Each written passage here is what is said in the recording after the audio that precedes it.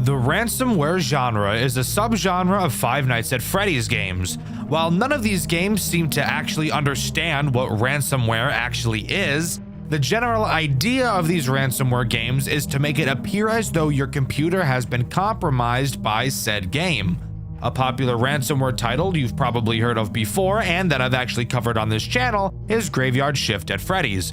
And today we'll be diving into my favorite Five Nights at Freddy's ransomware game ever made, FNAF 1 Remake. Created by Marco Antonio, FNAF 1 Remake was designed as an April Fool's joke, so to some, the idea of actually playing it on release was off the table. However, for those who did choose to give it a try, I'm willing to bet they had a very interesting FNAF experience like never before. This game is fascinating. This game is creative, and this game is awesome. So join me today as we dive into the sad and depraved world of FNAF 1 Remake. FNAF 1 Remake centers around us as individuals rather than an actual character, which is something super cool that I've never seen in a FNAF game before. The game opens to a cutscene that just displays text. Explaining the story of the game may be a little confusing, so let me make something very clear. FNAF 1 Remake uses the player themselves as a character, writing your own story in place of a Mike Schmidt style character. In this game, we've re-downloaded Five Nights at Freddy's to try and recapture the nostalgia we originally had as kids when the game first released over 10 years ago. As someone who was around very early into FNAF's lifespan, in fact, I actually joined the community before FNAF 2 was even announced, this is a topic that I could personally find myself relating to. I can still remember my first experience with the game. I was on the couch with my buddy who had the demo version on his tablet. He booted it up and I got too scared when Bonnie showed up at the door. I mistakenly took him for a dog at the time. I also avoided watching Markiplier's Let's Play of Five Nights at Freddy's because I somehow mistook Bonnie again in the thumbnail as a walrus. Don't ask me, I was a kid, and kids are retarded, okay? The game refers to itself as Buddy throughout the playthrough. Buddy tells us in the opening cutscene that he's going to give us the nostalgic feeling we've been yearning for, and it's going to be so perfect that it surpasses perfection itself. Shortly after, Buddy takes control of the program and quite literally changes the size of the window to show off how in control he really is. For the remainder of the game, we will not be able to put the game into full screen. Something I originally thought was going to be super annoying, but I actually grew to find charming throughout my playthrough. And with that, we can really start to dive into this game. I hope you're excited, because this game is really fucking cool. Throughout the nights, Buddy will talk to us before beginning each one. Buddy asks us if the office looks like the one we remember, just like the old days.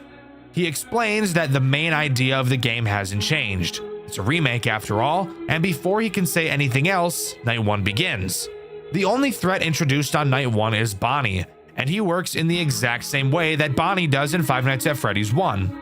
Once again, this is a remake after all. Bonnie will make his way to your door and you'll have to close it to keep him out.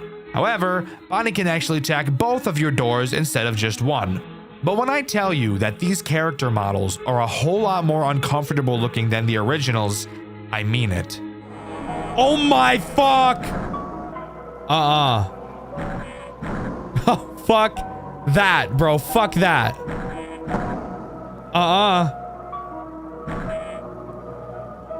Dude, what the fuck? Dude, that's so fucked up. The animatronics in this game are all very creepy looking. Not quite scary, but uncanny. Like something is clearly wrong. Take Bonnie. The way his face looks like it's melting, mixed with the odd poses he has throughout the cameras and while in the doorway, it just makes for a feeling of, God damn, I really want to keep him away from me. And I think that's super cool. Of course, keeping Bonnie out is as simple as ever. Literally just close the door. However, something interesting I want to point out about this game is the subtle movements that the window has while playing. As you move from side to side through the office, you can actually visibly see the window subtly move from side to side as well. It's such a small detail, but it's so fucking cool and it's these little details that always get me to love these types of games. While playing through the nights, you'll also hear a very calming piano playing in the background. I feel this gentle music adds to the nostalgic feel. Not because the original Five Nights at Freddy's had music, it didn't, but the tone of the music itself feels nostalgic, even though I had never heard it before. And mixed with the very unsettling imagery throughout the game, I think the calming music really adds to the overall amazing atmosphere this game has. Night 2 introduces 2 new threats, Chica and Foxy. Let's start with Chica since it's literally just Bonnie. She does the exact same thing and is dealt with in the exact same way. The only difference is that Chica will make a sound cue when she's at your door and she's fat. Also, let's pause for a moment to look at Chica. Design-wise, Chica has changed more than any other character in the game. Her beak is gone, instead being replaced with a human-looking smile, which is just something I could have gone without seeing, thank you. And her eyes, of course, don't look very animatronic, now do they? Also, her bib just says snack, and is spelled wrong, so that's great. The other character to mention, of course, is Foxy, as previously mentioned. Foxy is pretty much the same as in Five Nights at Freddy's 1, with a few minor differences. To start, he is stalled by the cameras just like the original. However, you can actually stop him before he charges at your office. You're given the ability to shock him at any point to reset him in Pirate's Cove. However, when you do so, it does drain a lot of power, so it's best to just make sure you're watching him. He does have one other attack, however. Occasionally, you will hear Foxy do his classic singing. A touch I think is super nice. The classic da-da-dums from Foxy are some of the most memorable noises in the entirety of the FNAF franchise. Right up there next to Freddy's death song, the FNAF 2 hallway ambience that makes me want to wipe my balls on a cheese grater, and the animatronic jump scare noises themselves. So adding them back into this game 100% contributed greatly to the nostalgia factor that this game was going for, and I love it. When you hear Foxy start to hum, a hook will appear on the ceiling of your office. You will have to simply click the hook to make it go away, or Foxy will obviously ravage your insides. However, this may go entirely unnoticed since the entirety of the game, as I'm sure you could already tell, is in black and white. So it is likely that you may miss the hook if you don't end up hearing the sound cue, inevitably leading to a game over. On night 3, Buddy tells us that he didn't think we'd make it this far, clearly showing some distress on how quickly we're progressing through his perfect game. He introduces Freddy to us on this night, and the fun can really begin. Of course, I'm not allowed to be happy for a long while playing a FNAF game, so Freddy obviously had to have a find him on the camera mechanic to completely soil my day. However, I actually don't think it's that bad in this game. Ugh. Dxtr, you always do this. Whenever you don't like a game, you nitpick it to death and talk about how you hate every detail. But when it comes to a game you like, you forgive almost everything in the game, even if it had the same mechanics or problems that another game had that you didn't like. You're a hypocrite. I'm not a hypocrite. You're just brain dead. We have to pause for a moment to make something clear, since it's obvious from reading some of your guys' comments that you have no idea how opinions work despite the fact you guys have so many of them. So let's get together and do a little opinion breakdown. To start, I hate when FNAF games put a find them on the camera mechanic into their game. I think it's bad, and I think it disrupts the flow of the game. However, I don't mind this mechanic in FNAF 1 Remake. Does this make me a hypocrite? The answer is no. Let me dumb it down for a bit for the people in the back who don't think too good. Let's imagine someone doesn't like tomatoes. Would you call them a hypocrite because they claim to like ketchup? No, you wouldn't. And this is the same thing. Dxtr, no it isn't, because ketchup isn't just tomatoes. Ketchup has multiple other things in it. Ding, ding, ding! Congratulations, dumbass! You just connected the dots. Would you like a trophy? Well, too bad. You've been on this planet for way too long to finally be able to figure this out right now. In the same way that ketchup isn't just tomatoes, FNAF 1 Remake isn't just a find them on the camera mechanic. It's the mixture of that mechanic and everything else that the game has to offer that makes me tolerate it. And the rest of the game doesn't have every character require a shit ton of attention. So, taking a few seconds to find someone on the cameras actually doesn't disrupt the flow of the game at all, and therefore makes it a balanced integration of the mechanic. If that somehow still doesn't make sense to you, and you still think I'm a hypocrite who glazes every game I enjoy, then you are retarded and there's no saving you. Anyways, continuing, Freddy also has two other ways to attack you. The first is just teleporting directly into your fucking office. When he does, all you have to do is just stare into his big, innocent, sensual eyes. I mean, all you have to do is stare at him for a while and he'll teleport back to the stage. Something interesting to note here is that when he's in your office like this is the only time you'll be able to see his eyes. I don't know if that has anything to do with anything, but it's just something kind of cool I noticed. The final mechanic that Freddy has is to play Simon Says with you. Yes, I'm serious. Hey, this game is still an April Fool's joke after all. It can be as unserious as it wants to be. Occasionally, Freddy will drop a panel down into your office and 4 of the 9 panels will light up in a specific order. You will then have 10 seconds to repeat the pattern you saw. If you fuck up the order or take too long because you sit on TikTok and have the attention span of a toddler, then you will immediately get jump scared. And there you have it, the most mechanically complex character throughout the entire game. And you can quote me on that. Editor, quote me on that. I fucking dare you. Watch what happens. Al, piece of fucking shit-ass editor! I'm sorry, Al. I don't know what came over me there. Anyways, on to night 4. On night 4, Buddy talks to us once again, except this time something is a bit different. Buddy is growing nervous that we're about to beat the game. He expresses how he wishes it could go on forever, how he wishes he could make it go on forever. Night 4 doesn't introduce anything new and is just a harder version of Night 3. Night 5 is much the same. Buddy asks us if we're still having fun. He asks us if we will play again after we win, just like old times. It's becoming clear that Buddy is growing desperate, ironically holding on to the nostalgia more than we are. He doesn't want us to leave, and I get the weird feeling that he's not going to let us. And I was right. At 4 a.m. on night 5, Buddy ends the night abruptly to talk to us, finally showing himself. An uncanny drawing of Freddy. He's grown aggravated with our supposed lack of appreciation of his masterpiece. He thinks that by us beating the game that we're just going to throw him and his creation aside to forget about. He grows more and more morphed as his anger gets the best of him, and he decides once and for all to make one final change to make this game truly perfect for us, getting rid of every mechanic we've seen so far and replacing it all with him, throwing us right into night 6. Oh, that's awesome. Thank you. We open to the office and see what it has become, Buddy's new creation. The scenery is morphed like it's underwater and the monitors have been added to our office. Even the header of the window has changed to "keep going" in all caps. Buddy by far is the most complex character in this entire game.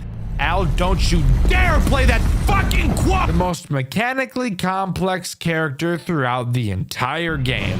You asshole. Well, whatever. I guess I lied back there, but who cares now? Buddy is the most complex character, so eat my nuts. Let's start with Buddy's main mechanic, sprinting as fast as possible directly into your door. You'll know when he's about to attack because you'll hear the loudest footsteps of all time pile driving directly towards you. You will have to quickly close the door to whichever side he's attacking and listen to him pound on the door as loud as fuck. Buddy also has the chance to attack your doors without booking it, so you will have to use the hall lights to see if he's there, and if he is, just hold the light on him until he disappears. He attacks very often and very quickly, so make sure you're on your A game. Buddy has 2 other ways to completely drill into your butt like he's digging for gold. You'll notice in your office that 2 monitors have appeared. That is not a coincidence, and it is actually a mechanic, if you can believe that. Throughout the night, Buddy has a chance to hack these monitors. When he does, all you have to do is click them to shut them off. If you don't, they will very quickly begin to drain your power faster than my female coworker drains my patience. And finally, Buddy has the chance to infect your cameras with a virus. When he does, you'll have to find the virus on the cameras and close them before they totally beam you. If you don't do that and instead allow them to beam you, the virus will cause your power to go out, and Buddy will crip walk into your office, rubbing his hands together and licking his lips before diving into your crack to have a quick little nibble. Keep in mind, Buddy is very fast and you will be getting attacked consistently throughout the night.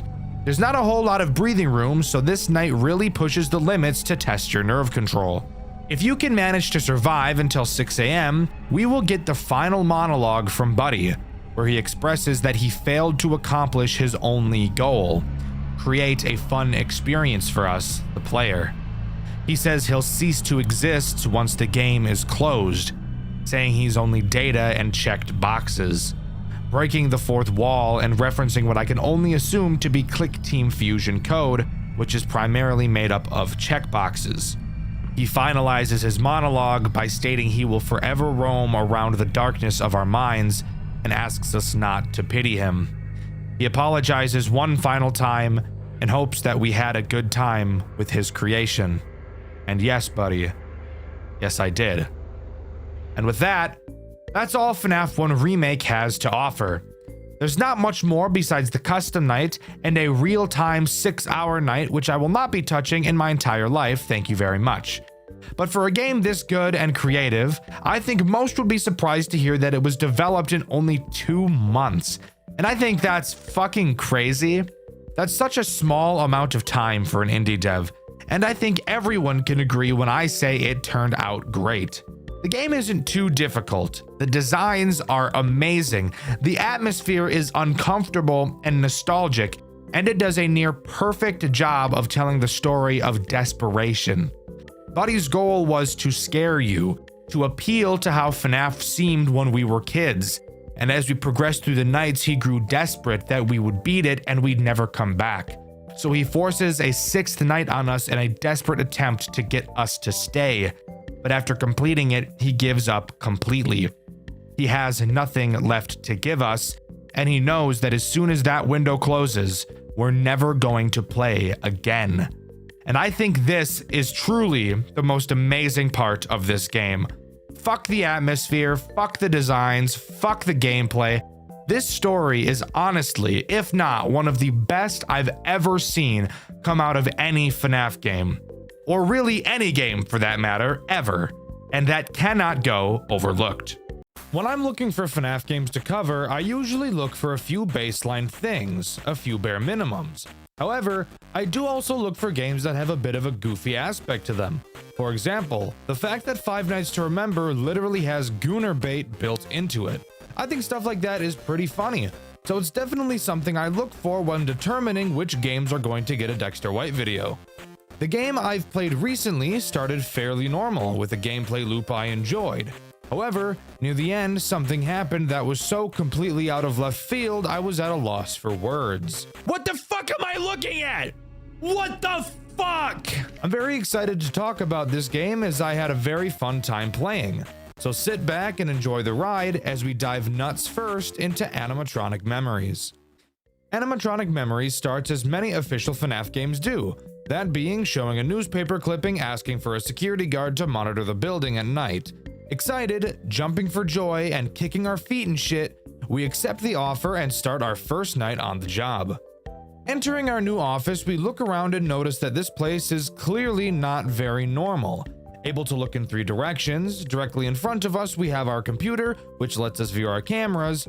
To our right we see the door to our office, and to the left we have a large window. Something I've never really understood about some buildings is why they have windows to other rooms in the building. I'm no architect, but that just doesn't really make sense. I don't know what possible purpose it could realistically serve. Also, this one has a fucking door on it. Fantastic.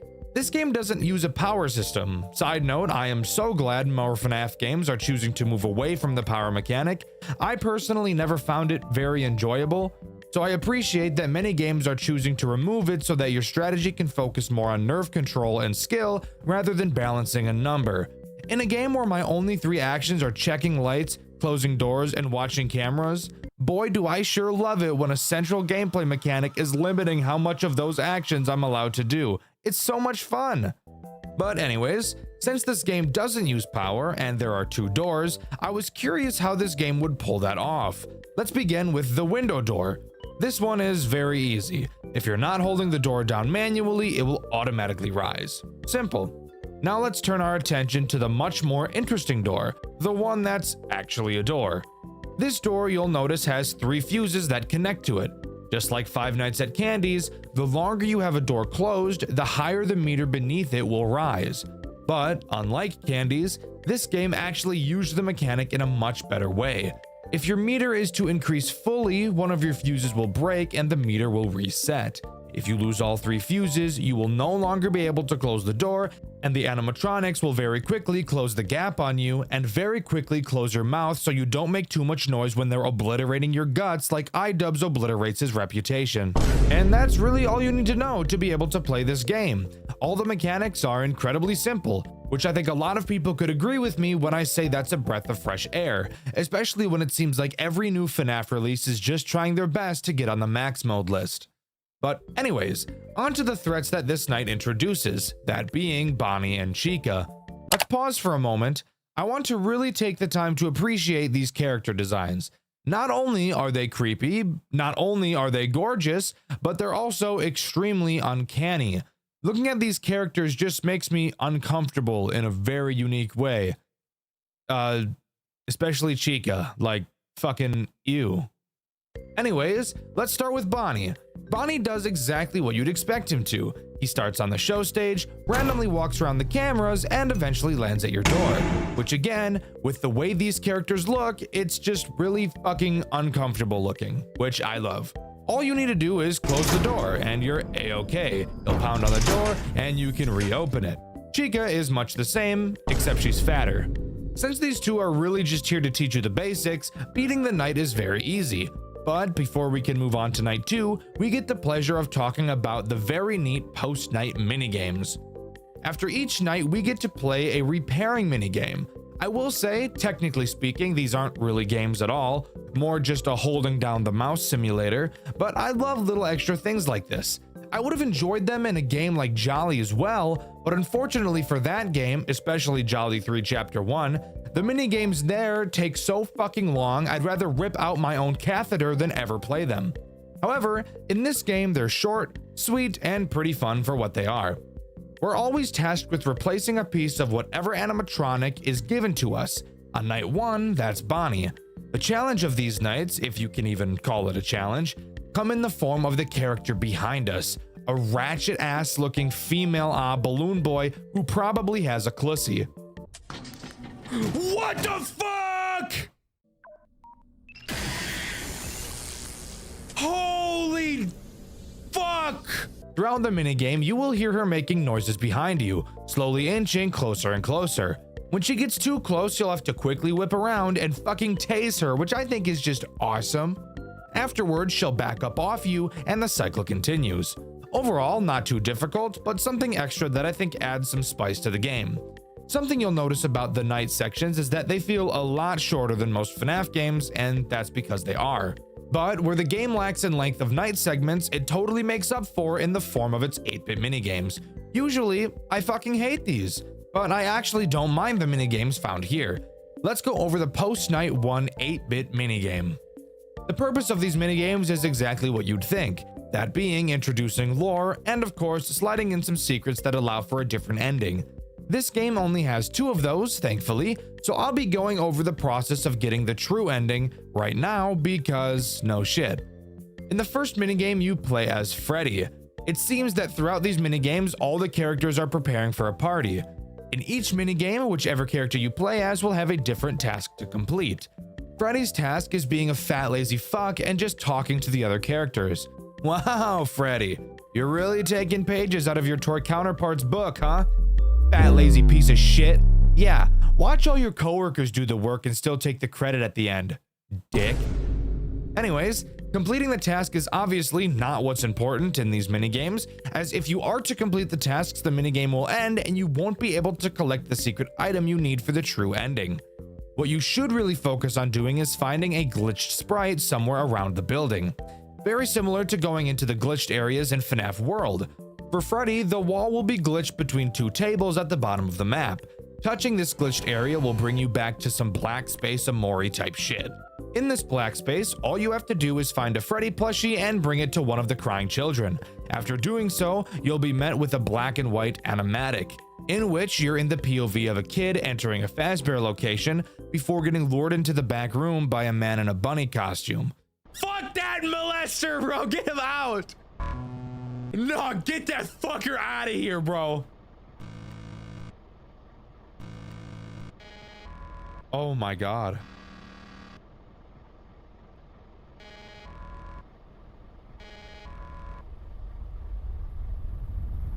What the fuck? What the fuck? Oh great, I think we all know where this is going.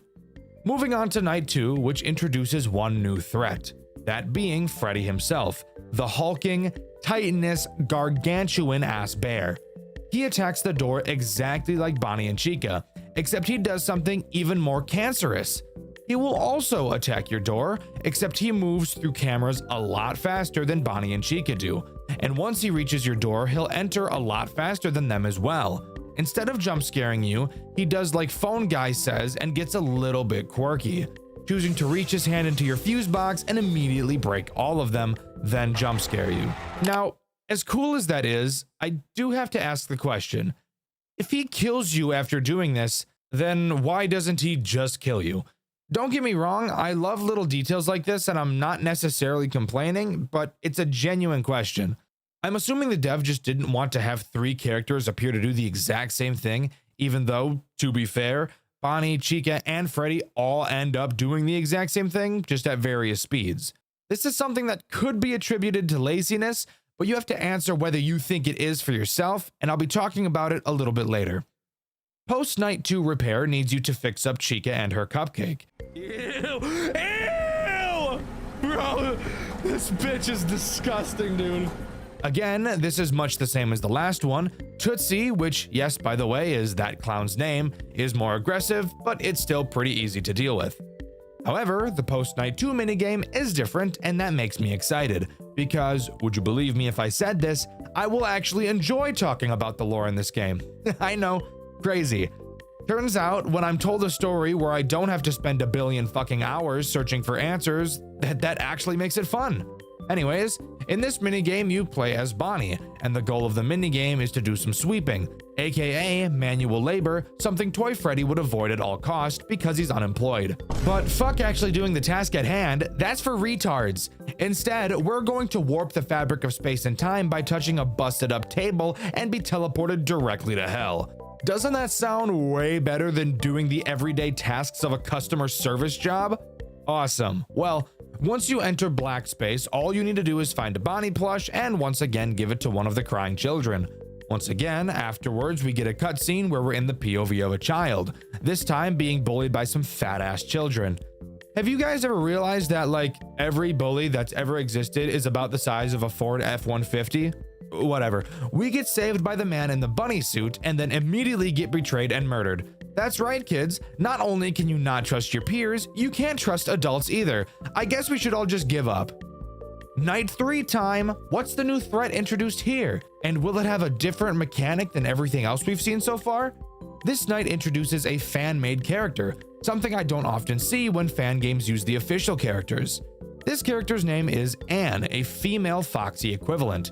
Give me Rule 34. What? Who said that? Anyways, she begins on the Pirate's Cove camera next to Foxy. She will, just like Foxy from Five Nights at Freddy's 1, move through phases on the camera until she's ready to attack.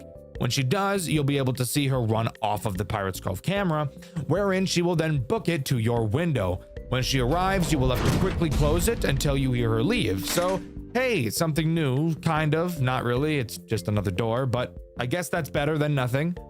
Oh, did I mention Foxy also activates on this night? Well, he does. Wanna know what he does? Disappointingly, it's the exact same thing Anne does, just a lot slower. Isn't that weird? The fast-running Five Nights at Freddy's character is now slow. Like, I know he has a peg leg, so that's obviously making him move slowly, but like, goddamn, why'd you have to butcher my boy like that? He did not deserve it. But yes, as I've said, Foxy does the exact same thing Anne does. I will say that because they move at different speeds, there are some very rare instances where it can lead to some stress while watching their timings, but the odds of this happening are pretty slim, so you probably will never even experience it. That's honestly my biggest problem with this game. It looks amazing, I'm interested in the story, the sound design is fantastic, and you even managed to make me enjoy the 8-bit minigames. But this game has introduced 5 characters so far, and yet somehow, with 5 characters, there's only 2 mechanics to deal with all of them, and both of those mechanics are closing a door and waiting a few seconds. I've tried my best to think about how I can view this positively, but I really just can't. Sure, I personally like it when FNAF games aren't too hard and I can beat them without too much strain, but I can easily see how this game's mechanic could be a turn-off for some people. There's just not enough happening to keep a lot of people interested. We have one character to talk about who switches up the mechanics a little bit, but I still don't even think that's enough, especially given the time this game was released, that being February of 2025. You might question my complaining of this. Dxtr, the original Five Nights at Freddy's, only had one mechanic, 2 if you're being generous and calling Foxy a different mechanic. And to that statement, I'd agree. However, there are 2 points that I have to give to that argument. Yes, FNAF 1 only had 2 mechanics, closing the door and stalling Foxy. However, the first thing you need to acknowledge is that Five Nights at Freddy's 1 was released in 2014 and was a pioneer of an entire genre. It has been 11 years since that game's release. I think it's reasonable to expect newer games in the same genre to have evolved, and for the most part, they totally have. Look at The Joy of Creation, Tycoon Sons Lumber Co., Showman's Awakening. All of these games have added so much to the central idea that is Five Nights at Freddy's. This game just doesn't do that. On top of that, let's dive a little bit deeper into Five Nights at Freddy's 1 for a moment. While yes, the only real mechanic in that game is closing the doors for defense, we need to talk about the synergy between Freddy and Foxy. Foxy requires you to look at your cameras to stall him. If you don't, while yes, you can close the door to keep him out, with every pound your door will lose power dramatically, which incentivizes you to look at him. It seems Scott saw a potential bore in this design, so he made Freddy work the same as the others, but with a twist to synergize. Freddy can't enter your office while your cameras are down, and he's the only animatronic that will never move backwards, meaning that once he's at your door, he will stay there. He's also the only door animatronic that will not break your buttons, so you don't have to close the door while you're in your office. However, on the contrary, he doesn't work the same way the other 2 door animatronics do. You can't see him when the light is on, and at the same time, Chica can be at your door while Freddy is also at it because of this. Because of this mechanic, it's very likely that Freddy will be at your door for most of the night, especially on nights 5 and 6. Since the game forces you to check your cameras to stall Foxy, this leads to you needing to close your door before you check the cameras to not have Freddy enter. This is a good synergy between 2 characters and is why I wouldn't complain about this in that game. In Animatronic Memories, however, there is no difference between characters that attack the same way like this. Freddy, Bonnie, and Chica all do the exact same thing. Anne and Foxy also both do the exact same thing. Sure, Freddy may break your fuses first, but that doesn't change the fact that he's still doing the exact same thing. Just going to your door and killing you. He just happens to have an animation before that happens. Now, is this a bad thing? I think that's more up to a case-by-case basis. While yes, I do feel that it's boring, I still had plenty of fun playing this game and I would still recommend it to people. I just think it's obviously important to point out flaws like this when analyzing a game. Sorry about that tangent. Moving on to the repair minigame. In this one, we're asked with fixing up Freddy, who has some insane crow's feet. Like, holy shit, this guy's old as fuck. But this doesn't change anything from the last 2, so let's move on to the 8-bit minigame. In this minigame, we play as Chica, tasked with collecting ingredients for a cake. Shut the fuck up! I don't care about your bitch-ass task! Let's go to hell! Oh, but before we do that, I should mention that there's an endoskeleton that starts spawning, and if you touch it, you die. So, like, don't do that. Anyways, once we're back in black space, you once again have to get a plushie. This time, doing so is a bit different. You'll see several eyes on the floor. Interacting with them will cause them to close. Once you close all of them, the plushie will spawn and you can give it to the child. After doing so, we're shown another cutscene, this time in the POV of a child who wants a prize from the prize counter. The man in the bunny suit gives us a Chica plush before inviting us to the back room. Once inside, he stabs us, and the last thing we see is our Chica plushie on the floor as we bleed out. So, that's sad. Dude, that's fucking cool as shit, bro. That's cool. No, not her, please! Please, don't ruin your game. Please don't do it, please. Please, I'm begging you, don't ruin your game. Don't add a music box. Please, please, please, please, for the love of God, don't do it. Anyways, night 4 time.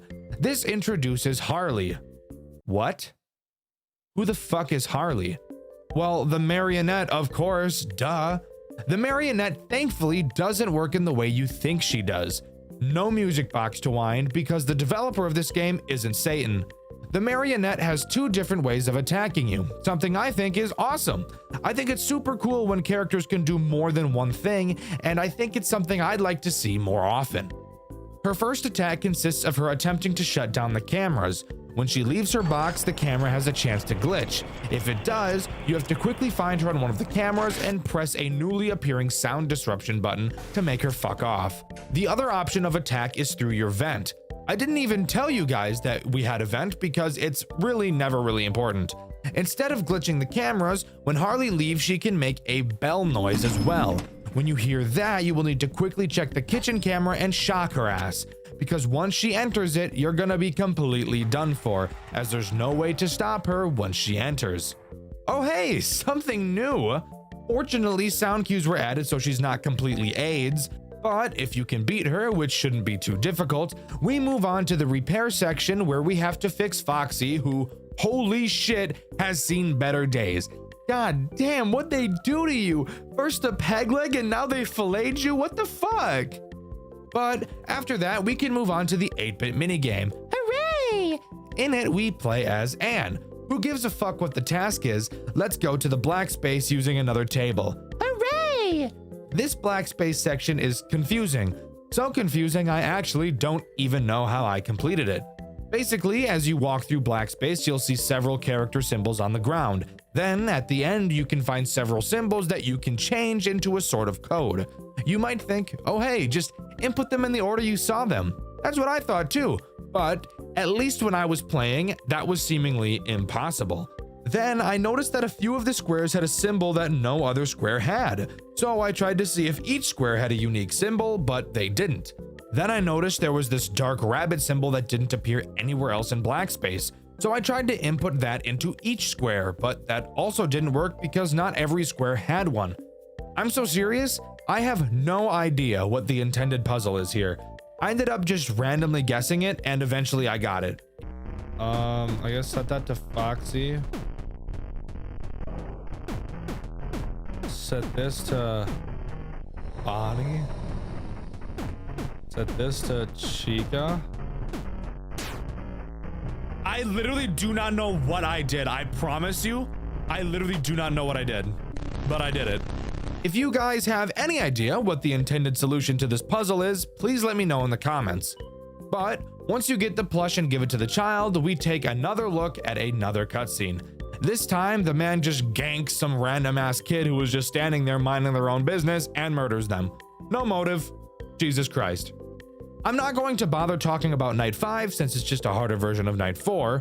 Additionally, there's no repair section after this night, only being one final 8-bit minigame.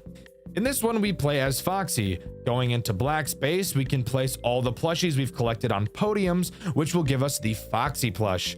Placing it on the final podium will spawn one final child and the minigame will end. Being tossed into one final cutscene, we see another kid get shanked to death.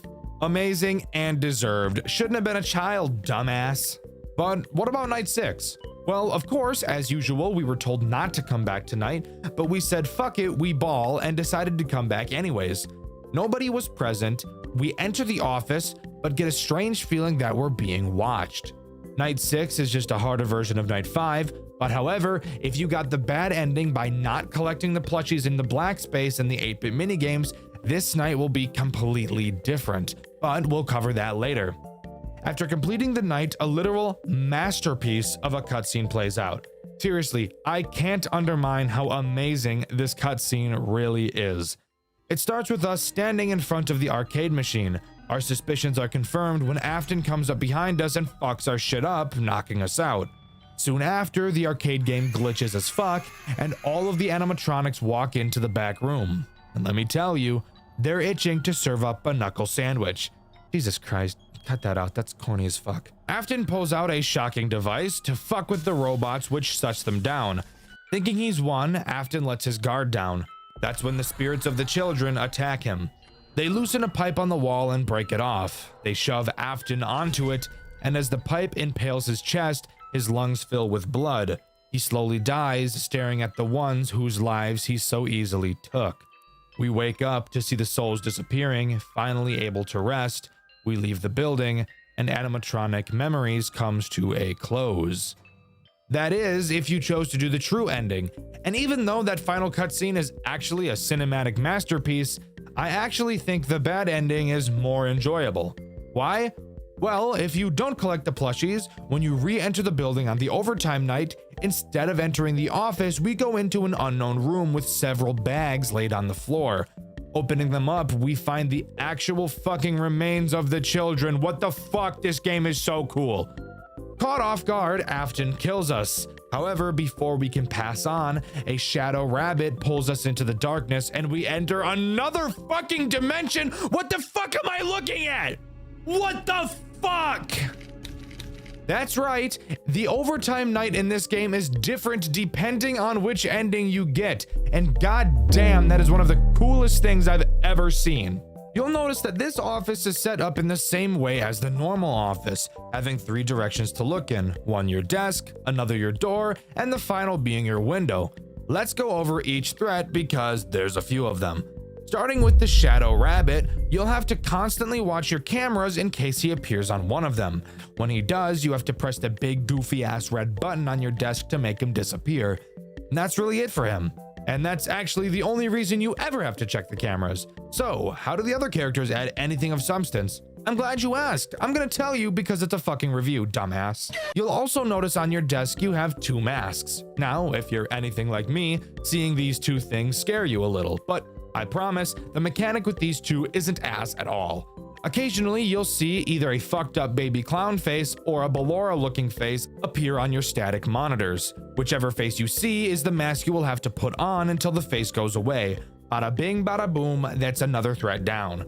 Now, the main threats we're being attacked by in the bad ending are the souls of the children, because by not collecting the plushies, we've basically been neglecting them. At your door is where Bonnie attacks. The door starts closed and is closed most of the night, with you actually not even being able to open it. Occasionally, Bonnie will attempt to force it open, and flashing your light at him will cause the door to close. Leave it open for too long, and I bet you can guess what'll happen. Moving back to your desk is where Chica will attack. Chica herself doesn't kill you, but she can be a pain in the ass if you're not ready for her. Right before the hour is about to turn, she'll reach onto your desk to pause your clock. Click her and she'll leave.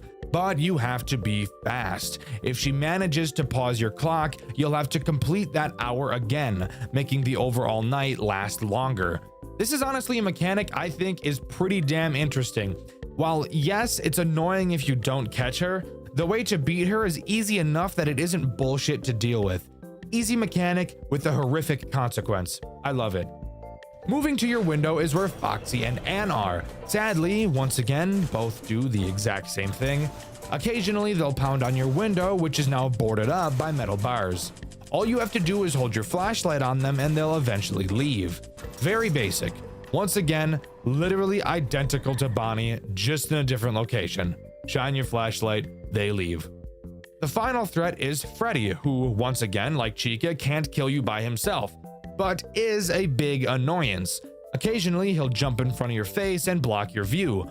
You'll have to spam the spacebar to pull him off you and dropkick him through a chain link fence. But after that, those are all the threats. If you can manage to hold off long enough, you'll enter one last cutscene, albeit not as grandiose as the true endings. You manage to escape the grasp of the souls. As you attempt to pass on, you look back and see the souls desperately trying to pull you back into the darkness. Escaping the souls, leaving them behind to suffer forever. You move on to the afterlife and finally fucking die. So yeah, very stark contrast between the two endings. I actually felt like there was a major difference, unlike in most FNAF games, which I can definitely appreciate. But with that, as far as I'm aware, that's all Animatronic Memories has to offer. Overall, I think Animatronic Memories is an enjoyable experience. I only got one ending in my playthrough, and I probably wouldn't want to get the other. Not because I don't want to see it, but because of how lackluster the gameplay loop is. With there really only being two mechanics, closing doors and shocking the puppet, I don't want to discourage anyone from giving this game a try. It's fun to play, it's an engaging story that's easy to follow, and that is something I can definitely appreciate. What makes a horror game truly scary? Is it jump scares, atmosphere, build-up? Well, of course, all of these things together and more is what builds up a horror game to be something amazing. But I think if I had to choose one word to answer the question, what makes a horror game truly scary, my answer would be realism. In order for your game to be truly scary, I feel like the player has to be able to connect with your game on a personal level. And what better way to make that happen than to make the environment around them feel real? The game we'll be talking about today, I feel, pulled this off almost perfectly. A Five Nights at Freddy's fan game that was able to capture the real feel of an office, an environment, and realistic means of self-defense in a situation that seems so dire, you'd think you'd never be able to make it out to tell the tale.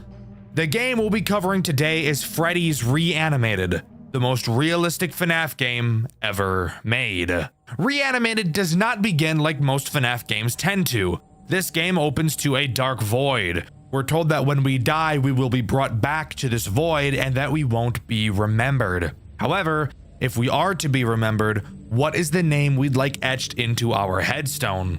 And it's here where we can actually choose a name for our character. Afterwards, we're booted into the menu where we can begin the game. As the game begins, we're given a pretty eerie opening cinematic, something pretty uncommon with Five Nights at Freddy's games. It serves to show how we found the job online on a listing site to work as a security guard for 5 days in an abandoned pizzeria. Fantastic! I know myself personally would never accept a job that I know for a fact won't even last a week, but hey, different strokes for different folks, I suppose. With that, we're thrown into the first night where I can talk about hands down one of my favorite parts about this game. Loading into the office, we're hit with something crazy. This game looks real. The office looks like an actual office, with objects placed around that actually look like they should be there, not just a random assortment of items like we typically see in FNAF games. And the sound design is amazing. This game looks real, it sounds real, and I think that's one of the big reasons why people love this game so much. It tries to feel real. Watch for when he's closest. He can be tricked easily. What the fuck does that mean, bro? Holy shit. Oh my god. What the fuck? This looks sick. Of course, like most FNAF games tend to do, we have a phone call on each night to listen to. Instead of the usual where the phone guy at least sounds somewhat like they know what they're doing, the phone guy in Reanimated sounds baked out of his fucking mind. Speaking of which, the only reason we have a security guard job right now is because the place is being demolished soon. So we don't want any funny business going on at night. He tells us the basics of our camera. Who cares? That's my job. What he does say that's actually of note is that the building we're in has been abandoned for over a decade. And the only reason we're watching over it now is because the building is about to be demolished. And for some reason, they're concerned about funny business going on because of that. I have no idea what funny business is supposed to mean. My first guess was people breaking in to steal something, but then I thought, well, that doesn't make sense. People could have been stealing from this place for the last 10 plus years. Why would they all of a sudden decide they needed to do this now? Maybe it means graffiti, but the place is being demolished, so who cares? This is such a weird thing to latch onto, but I just feel like it's strange to mention this now. And it does actually bring up a good question. Why would you hire someone to guard a building that won't exist in 5 days? But you never hired a guard for the past 10 years that it was abandoned. It almost makes you wonder if they were expecting something to happen. And maybe that's why they're demolishing it. Before I get into any of the characters, let's talk about the controls of this game and the 3 tools at our disposal. You can only look in 2 directions in this game, at your computer and at your door and window. Something super interesting about this door is that it is actually just a door, which is pretty scary in a game like this where your doors are mainly known as your only means of defense. You can pull the blinds of your window down if you want to, and when I first found that out, I was reasonably concerned as to why. I see this right here, and I know this game's about to be fucked. I know this game is about to be so fucked, dude. It's just a normal fucking door. Bro, these motherfuckers gonna open the shit out of that thing. And we'll get into why in just a minute. But first, I really want to talk about the cameras and why they serve to be one of the most difficult things to deal with in this entire game. Upon looking at the cameras, you'll realize there's no typical camera map and buttons. Instead, there's just arrows at the bottom of the cameras that you can click to move from one camera to the next, fairly slowly. This is brilliant in 2 ways. With the realism approach that this game is taking, looking at the surroundings, we can tell that this game takes place a pretty long time ago in 2013. We can tell this because of the confirm window at the beginning of the game being Windows 7 and the fact that the game tells us. But I just wanted to seem cool by pointing out that I knew what the Windows 7 UI was. Shut up. And yes, 2013 was a long time ago. I know for some of you it may not feel like it, but it was 12 years ago. That's older than some of my audience who, let's be honest, really shouldn't be watching my videos. Mom and dad, monitor your kids, fuckhead. Knowing this and knowing that the game is aiming to be realistic, opting to use a slow, outdated system like this is genius. Even if, yes, I think it's AIDS and very annoying. However, once we start talking about the way this game plays, I'll bring up why I think the way these cameras are set up is needed. Anyways, on to the reason why I think this is as annoying as it is. Mainly because it's not consistent in one way that I would expect it to be. There are 9 cameras in total to surf through. When you reach camera 9, if you press the forward arrow again, you will be sent back to camera 1. That makes sense.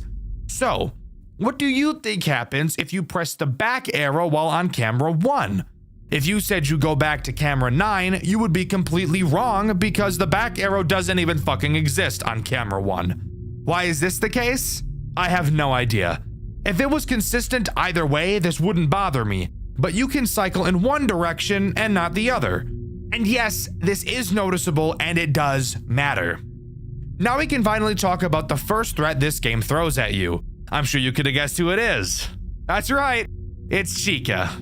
I lied, it's Bonnie. Of course it's Bonnie.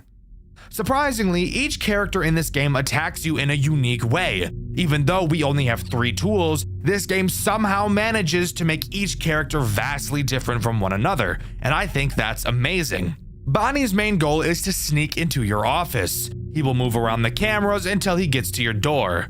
And when he gets to your door, be ready. Close that motherfucker! Oh my god. Dude, literally fuck that. Literally fuck that. The moment I saw this, I knew that this was getting a Dxtr White video. And even the people in my comments over on my second channel, Dxtr Black, knew that this game was getting a white video. I actually had another video lined up for this week, and I've chosen to postpone it so that I could talk about this game first, since I love it so much. It's moments like these that FNAF games need. Once Bonnie is at your window, all you have to do is hold down your blinds until you hear his big fat feet galloping away. Not an overtly difficult character to deal with, but really paves the way for what the rest of this game has to offer. Luckily for us, there's a post-night minigame section after each night that we get to talk about. But hold up, Dxtr. Don't you usually hate post-night minigames?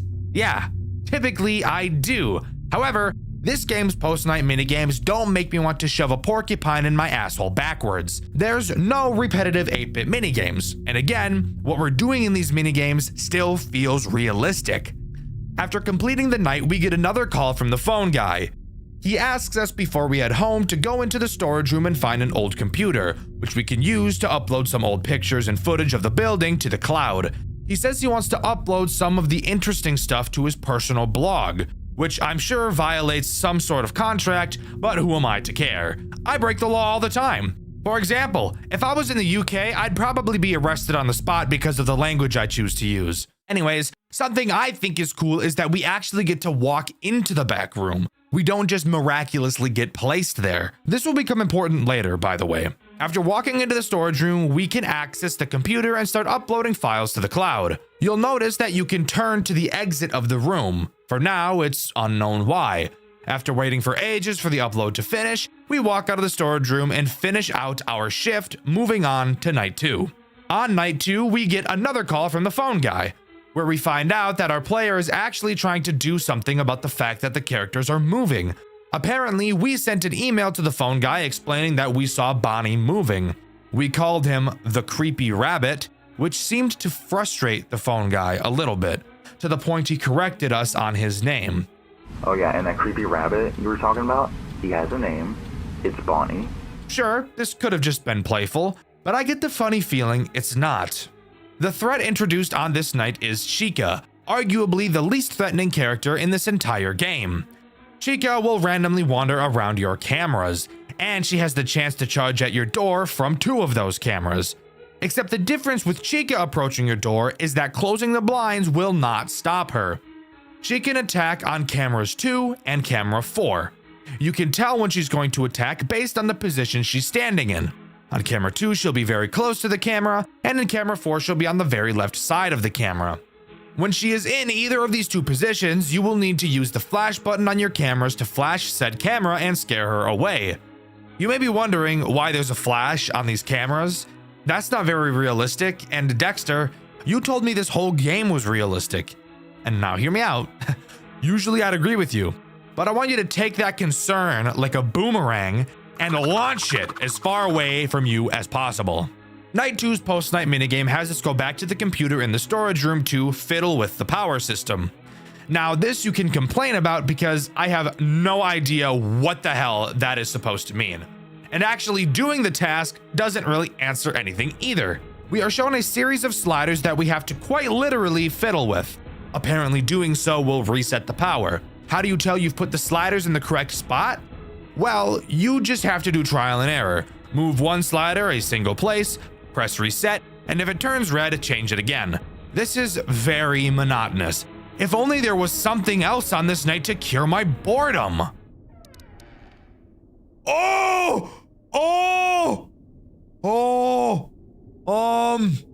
I don't want to look back. What did I tell you? It's moments like these that really make these FNAF games stand out. To any future FNAF devs, do cool shit. Your game does not have to be stupidly hard to be memorable.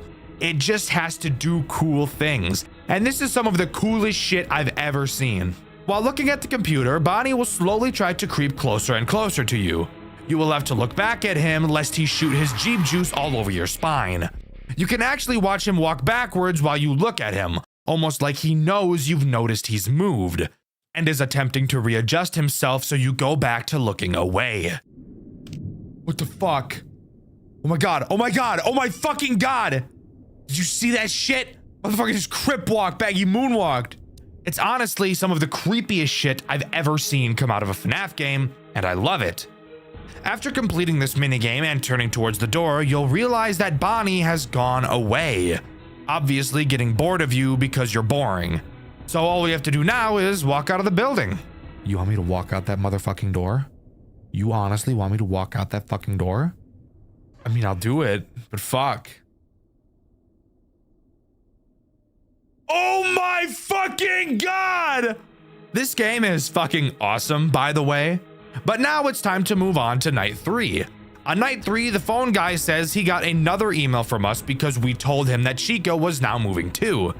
He said that in case anyone else starts moving, we should use the flash because they're probably not used to bright lights. Again, I find this weird coming from him. And come to think of it, why would any of the animatronics from any FNAF game be sensitive to light? They're always on stage where bright lights are beaming on them almost constantly. So I just find it odd how much the phone guy seems to want us to do this. He ends off the call by stating he wanted to tell us a story, but he's out of time. Maybe we'll hear that story another day. For now, let me tell you the story of Sparky the dog. You remember, the hoax character that was said to be in Five Nights at Freddy's 1 way back in the day? Yeah, for some reason he's in this game. And he's the threat introduced on night 3. His mechanics are simple, but really start to show how annoying this camera system is going to become. Occasionally, Sparky will bark. When he does, he will be teleported to a random camera. You will have to find which camera he's on and flash him. Am I a huge fan of this mechanic? No, not at all. And I'm really not a fan when I have to meticulously scrape through each camera one by one. Overall, so far, it's not going to be all too bad. Keep your eyes on Chica, find Sparky every once in a while, and occasionally hold the blinds for Bonnie. Simple sugar, not so bad. But trust me, it'll get bad pretty damn fast. After completing the shift, we get another call from the phone guy. He tells us the cameras have been acting strange and that we should use the computer in the storage room to reset them. He also curiously mentions that he has remote access to the camera system. So that brings up the question, why the fuck are we even here? If someone else is able to watch the cameras in the safety of their own home, where there aren't a bunch of murder robots trying to butt fuck them, who cares? Let's just finish our shift and head to the storage room. I'll see you on the flip side. I'll see you in the grave, asshole. So let me tell you a little something. Oh my fucking God! I love this game. I don't know if that was obvious or not. Entering the storage room is when we enter by far the most difficult minigame section in this entire game. I'm not kidding. We're tasked with literally just holding a button down on the PC. Once it charges all the way, we'll reset a camera and move on to the next one. However, when you let go, the bar will very quickly decrease. That may not sound so bad. It would only be bad if we had a certain purple distraction trying to blow our backs out now, wouldn't it? What the fuck? What? Bro, he's fast as shit. Bonnie is the sole reason why this minigame is so AIDS. Bonnie, for some reason, thought that today was the day he was going to take the Rock Lee ankle weights off and show us his true speed. Bonnie is so astronomically fast during this minigame, it's not even funny. 3, 2, 3. Oh my motherfucking God. Oh my fucking God. Oh my fucking God. Can I break his knees? You have maybe 2 seconds of time to look at the screen before he kills you, so you have to be fast. And what adds to the difficulty of this night, the hitbox of the progress bar you have to click and hold. Swiping your mouse back and forth to check on Bonnie, then moving back to the computer is insanity. And when you come back, you have to hold the position of your mouse on this tiny little progress bar and continue to hold. But you can only hold for maybe 1 second before you have to turn back around to Bonnie and wait for him to walk all the way back to the door. And keep in mind, the progress bar is decreasing every time you look away, so you're really just fucked. And once you complete a camera is when you notice you have to fix 3 more. And if you ever die to Bonnie, go back into them all over again. Fuck you. This minigame took me around 30 minutes to finally complete. It's unironically the second hardest canonical challenge in this game, and I would love to have to never do it again. Oh, but one more interesting detail about this minigame. The final camera you fix briefly shows Foxy in the camera. Oh boy, I hope that's not foreshadowing or something. After completing that hell, we don't have to almost get touched by any robots on our way out and are free to move on to night 4. The phone guy calls us and fucking rambles about some bullshit I don't care about. He says that there was an ancient civilization that archaeologists found, and those researchers were later haunted by handprints of the ancient civilization. Again, I really don't give a fuck. This is purely symbolic for the story of the game, which I'll talk about later. But this was the story he was itching to tell us. I would rather itch my balls than hear him talk about that again. The threat introduced on this night is Foxy. Spoiler alert, the camera was foreshadowing something. Foxy acts exactly how you think Foxy would act. You have to look at him to stall him, and if you don't, he'll run to your office. But as I'm sure you could have guessed, he too doesn't care about your door. Watching him will push him back, so you know, just make sure you're doing that. Something of note is how Foxy breaks the cycle you've been really trying to build up throughout the game, forcing you to develop a new one. Up until this point, watching Chica has probably been your main focus. But now with a character that demands even more attention, I'm sure you could figure out why Foxy will put a big wrench into your plans. Now you have to find a way to constantly watch Foxy and Chica. And lucky us, Foxy is on camera 6, several cameras away from Chica's attack cameras. This game knows what it's doing. Sure, it's frustrating, but it's also genius. In this post-night minigame, we're told we have to fix a ventilation problem. Phone guy tells us it's just turning a few knobs. The ventilation room is in a door right off of the storage room, so the storage room is where we go. I don't see anyone yet. Hi, Bonnie. Were you expecting me to go there? Were you expecting to cut me off? Sorry, asshole. Not gonna happen. Is that not horrifying? Bonnie is standing right next to the computer we've been going to every night. He's starting to remember our patterns, getting to the computer before we can in hopes that he could jump us. But lucky for us, the computer is not where we need to go this time. Entering into the ventilation room, we have 6 knobs in front of us and 2 large vents to our left and right. Pretty reminiscent of the office from Pizzeria Simulator. I wonder if anything is going to come through those vents to try and kill us. Silly little viewer. Of course there is. This minigame's threat is Foxy. Throughout the minigame, Foxy will make quiet sound cues in whichever vent he's about to attack from. When you hear him, all you have to do is turn to stare at him until he goes away. Meanwhile, you have to painfully slowly turn these 6 knobs, which will take a very long time. Because as you get closer to having them all finish, it seems that Foxy will attack you more and more frequently. After completing this task, we can leave with no other funny business taking place. Finally, we're left with one last night. One last thing standing in our way, and this game holds no punches in introducing it. Before you is something long forgotten. Something that was once loved and cherished, but now it lies broken. It is left abandoned. You know what becomes of something long forgotten. It dies a second death. It grows cold. It is unmoving. But what if some things don't wish to be forgotten? Do you know what happens when something refuses to be forgotten? It becomes angry. Anger is eternal. Anger grows, it festers, it burns, it writhes, and then it finally happens.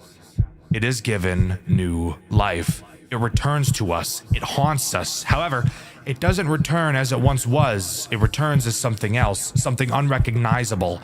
Through its anger, it is reanimated. And with that, we're given one final message. The flash slows him down. Godspeed. When I first read that message, it gave me chills for some reason. It's like just by reading that, I knew what I was about to experience. Absolute agony. We get another call from the phone guy. He explains his reasoning for why he thinks the robots are alive. He thinks they're angry that they've been forgotten about and left abandoned for years, and he couldn't be more right. Night 5 introduces Freddy. Holy fucking shit, Freddy. Freddy is by far the most dangerous character in this entire game. When Freddy moves forward, he will never move backwards. And once he gets to your office, it's over for you. Yo, get the fuck away from that fucking door! You get the fuck away from that door! What? Oh, fuck, dude. Freddy is a dick. Raps. How do you stall Freddy? By using the flash, of course. When you flash Freddy, he will cover his eyes. Something interesting to note is that Freddy is the only character to be animated on the cameras. Such a small detail, but a detail I think is really cool. If you really want to make sure Freddy doesn't move, you'll have to time his intervals since they don't vary, and make sure you're onto his camera and flash him at quite literally every single opportunity. You don't have much time to waste as Freddy is fast, really fucking fast. I don't quite have the vocabulary necessary to describe how intense this night really is. And if you get bad Sparky spawns like I often did, you could easily spend hours on this night. I was lucky enough to only have it take me a single hour. But if you manage to control your nerves long enough to complete this night, we will have one final minigame to talk about. After completion, we get one final call from the phone guy. He very ominously tells us to enter the dining room. He says he wants to show us something. Upon entering the dining room, we're greeted by all 5 animatronics staring back at us. The camera to the dining room flashes, and we hear the phone guy, named Ralph, explain that the reason it flashes is so that you can take a screenshot of the camera. Ow! Oh! Fuck! See? That's why I told you to make it a boomerang. Ralph then used that image to post on his blog. He's been using these camera images for his blog all week, and we were the bait. One last goodbye is said, and the restaurant goes quiet. The gameplay of Freddy's Reanimated is incredible. There's no doubting that. This game, of course, has a custom night with 3 additional unlockable characters. The first of which being Bon Bon, who's actually a reference to the game Freddy's Web Adventure. Pretty cool. Occasionally, he will appear on your cameras. If you don't click him fast enough, he will disable all of them for the remainder of the night. The next character you can unlock is called the Hawk. He acts as a Phantom Chica-like character. He will periodically appear on the cameras, blocking the view, and if you don't turn away from him, he will kill you. Pretty simple, but in a game where the cameras are super important, this guy can be a big pain in the ass. Finally, the last character you can unlock is Sienna, by far the most cancerous of the Custom Night 3. She will occasionally block the clock next to your door, which somehow prevents time from passing. This is a Custom Night character that can drop the realism at this point. All you have to do is click her nose and she will go away and the time will continue to pass. Altogether, completing a custom night with these 3 additional characters is a torture I would never want to put myself through. But shout out to Dark Ryun who was able to pull it off, and whose footage you're seeing right now. I should mention that the custom night does have a secret ending, but I'll bring it up when I talk about the story of this game, which, you know, we'll do right now.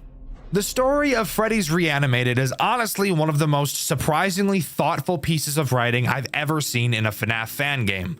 It's not about murder or purple men or endless timelines that make my brain feel like fucking mashed potatoes. It's about being forgotten, and about what happens when something that used to bring people joy is left to rot and fade away. The entire game is built on this theme: nostalgia, decay, and the quiet horror of being erased from memory.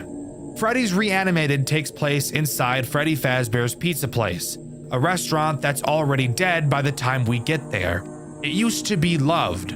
Kids laughed, parents smiled, the animatronics performed, and everything was fine, until it wasn't. Over time, the crowd stopped coming, the lights dimmed, the laughter stopped. The building was abandoned and left to gather dust for over a decade. No massacres, no missing children, just nothing. The kind of death most things really suffer. When the game starts, we're told the place is finally being demolished, and Ralph, the manager, hires a night guard to keep an eye on the place for the last few days. That's us. But before us, there was another guard, Mike Schmidt. Yeah, that Mike Schmidt. He worked one night, just one, and didn't make it out. In the demo of this game, we actually see what happened. Mike survives until 6 a.m. The power cuts, and Freddy himself storms into the office and literally bites his head off. No mystery, no cover-up. It's brutal, it's direct, and it sets the tone for everything that follows. When Ralph brings us in months later, he acts like none of that ever happened. He's casual, a little too calm, and gives us these half-baked instructions that sound like he's either high out of his mind or hiding something. He keeps asking us to do these little tasks: fix the power, upload old files, check the cameras, all while brushing off the fact that the animatronics are moving. Every night, our character emails Ralph describing what they saw, and every night Ralph dances around the truth. He never says, "You're wrong," but he never says, "You're right" either. It's like he knows what's going on, but refuses to say it out loud. Then, finally, on the last night, Ralph tells us a story. The story he's been dying to share. He says that back in the 1940s, archaeologists discovered a cave covered in human handprints. The people who found it were haunted by those same handprints for the rest of their lives. Like the dead were reaching out just to remind them they were still there. And Ralph thinks the same thing is happening to Freddy's. He believes the animatronics are moving because they refuse to be forgotten. That after sitting abandoned for over a decade, their anger, this pure, desperate rage, literally reanimated them. Not out of vengeance, not because of possession, but because of memory. Because they were once loved and then left behind. It's such a fascinating take. The idea that these animatronics aren't evil, they're afraid. Afraid of fading away. It's one of the first FNAF fan games I've seen that makes you feel sorry for the monsters chasing you. They're not killing you because they want to, they're killing you because they don't want to disappear. After you survive the final night, Ralph asks you to head into the dining room. He says he wants to show you something. When you enter, all 5 animatronics are standing there, waiting for you. It's one of the eeriest visuals in the entire game. Completely still, completely silent. Ralph activates the camera flash, and the screen freezes in a burst of light. Then he says, I finally figured out what the flash button does. It lights up the room so that you can take a screenshot of the camera you're looking at. I finally have more recent images for my blog. And that's when it hits you. The whole time, we weren't protecting the building, we were the bait. Ralph was using us to get the footage and screenshots he wanted for his personal blog, to turn the remains of this haunted restaurant into online content, the same way we, as players, chase nostalgia. Ralph chases it too. He's obsessed with documenting something that's supposed to be gone. After everything, the building is demolished. Ralph's posts about it online, sparking renewed interest in Freddy Fazbear's Pizza Place. People remember it again. The animatronics, those same restless spirits that didn't want to be forgotten, finally get what they wanted. They are remembered. And then they rest. The player gets their paycheck. The story ends not with a scream, but with silence. It's such a powerful way to close things out. Freddy's Reanimated isn't about surviving animatronics. It's about the fear of being erased. It's about what happens when the world moves on and leaves you behind. Even the custom night ending reflects that idea. Mike Schmidt's death is written off as a bear attack. Just a tiny headline, nothing more. And Freddy Fazbear himself, lying in the rubble, surrounded by everything that used to be alive, now just forgotten scraps of metal.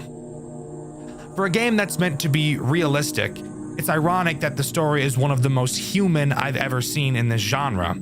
Freddy's Reanimated isn't just the most realistic FNAF game ever made, it's one of the most real stories the community has ever told. Would you like to hear one last interesting piece of information I have to share? There is a secret in this game up until this point. As far as I'm aware, nobody has ever found it, and I can guarantee you've never seen it before.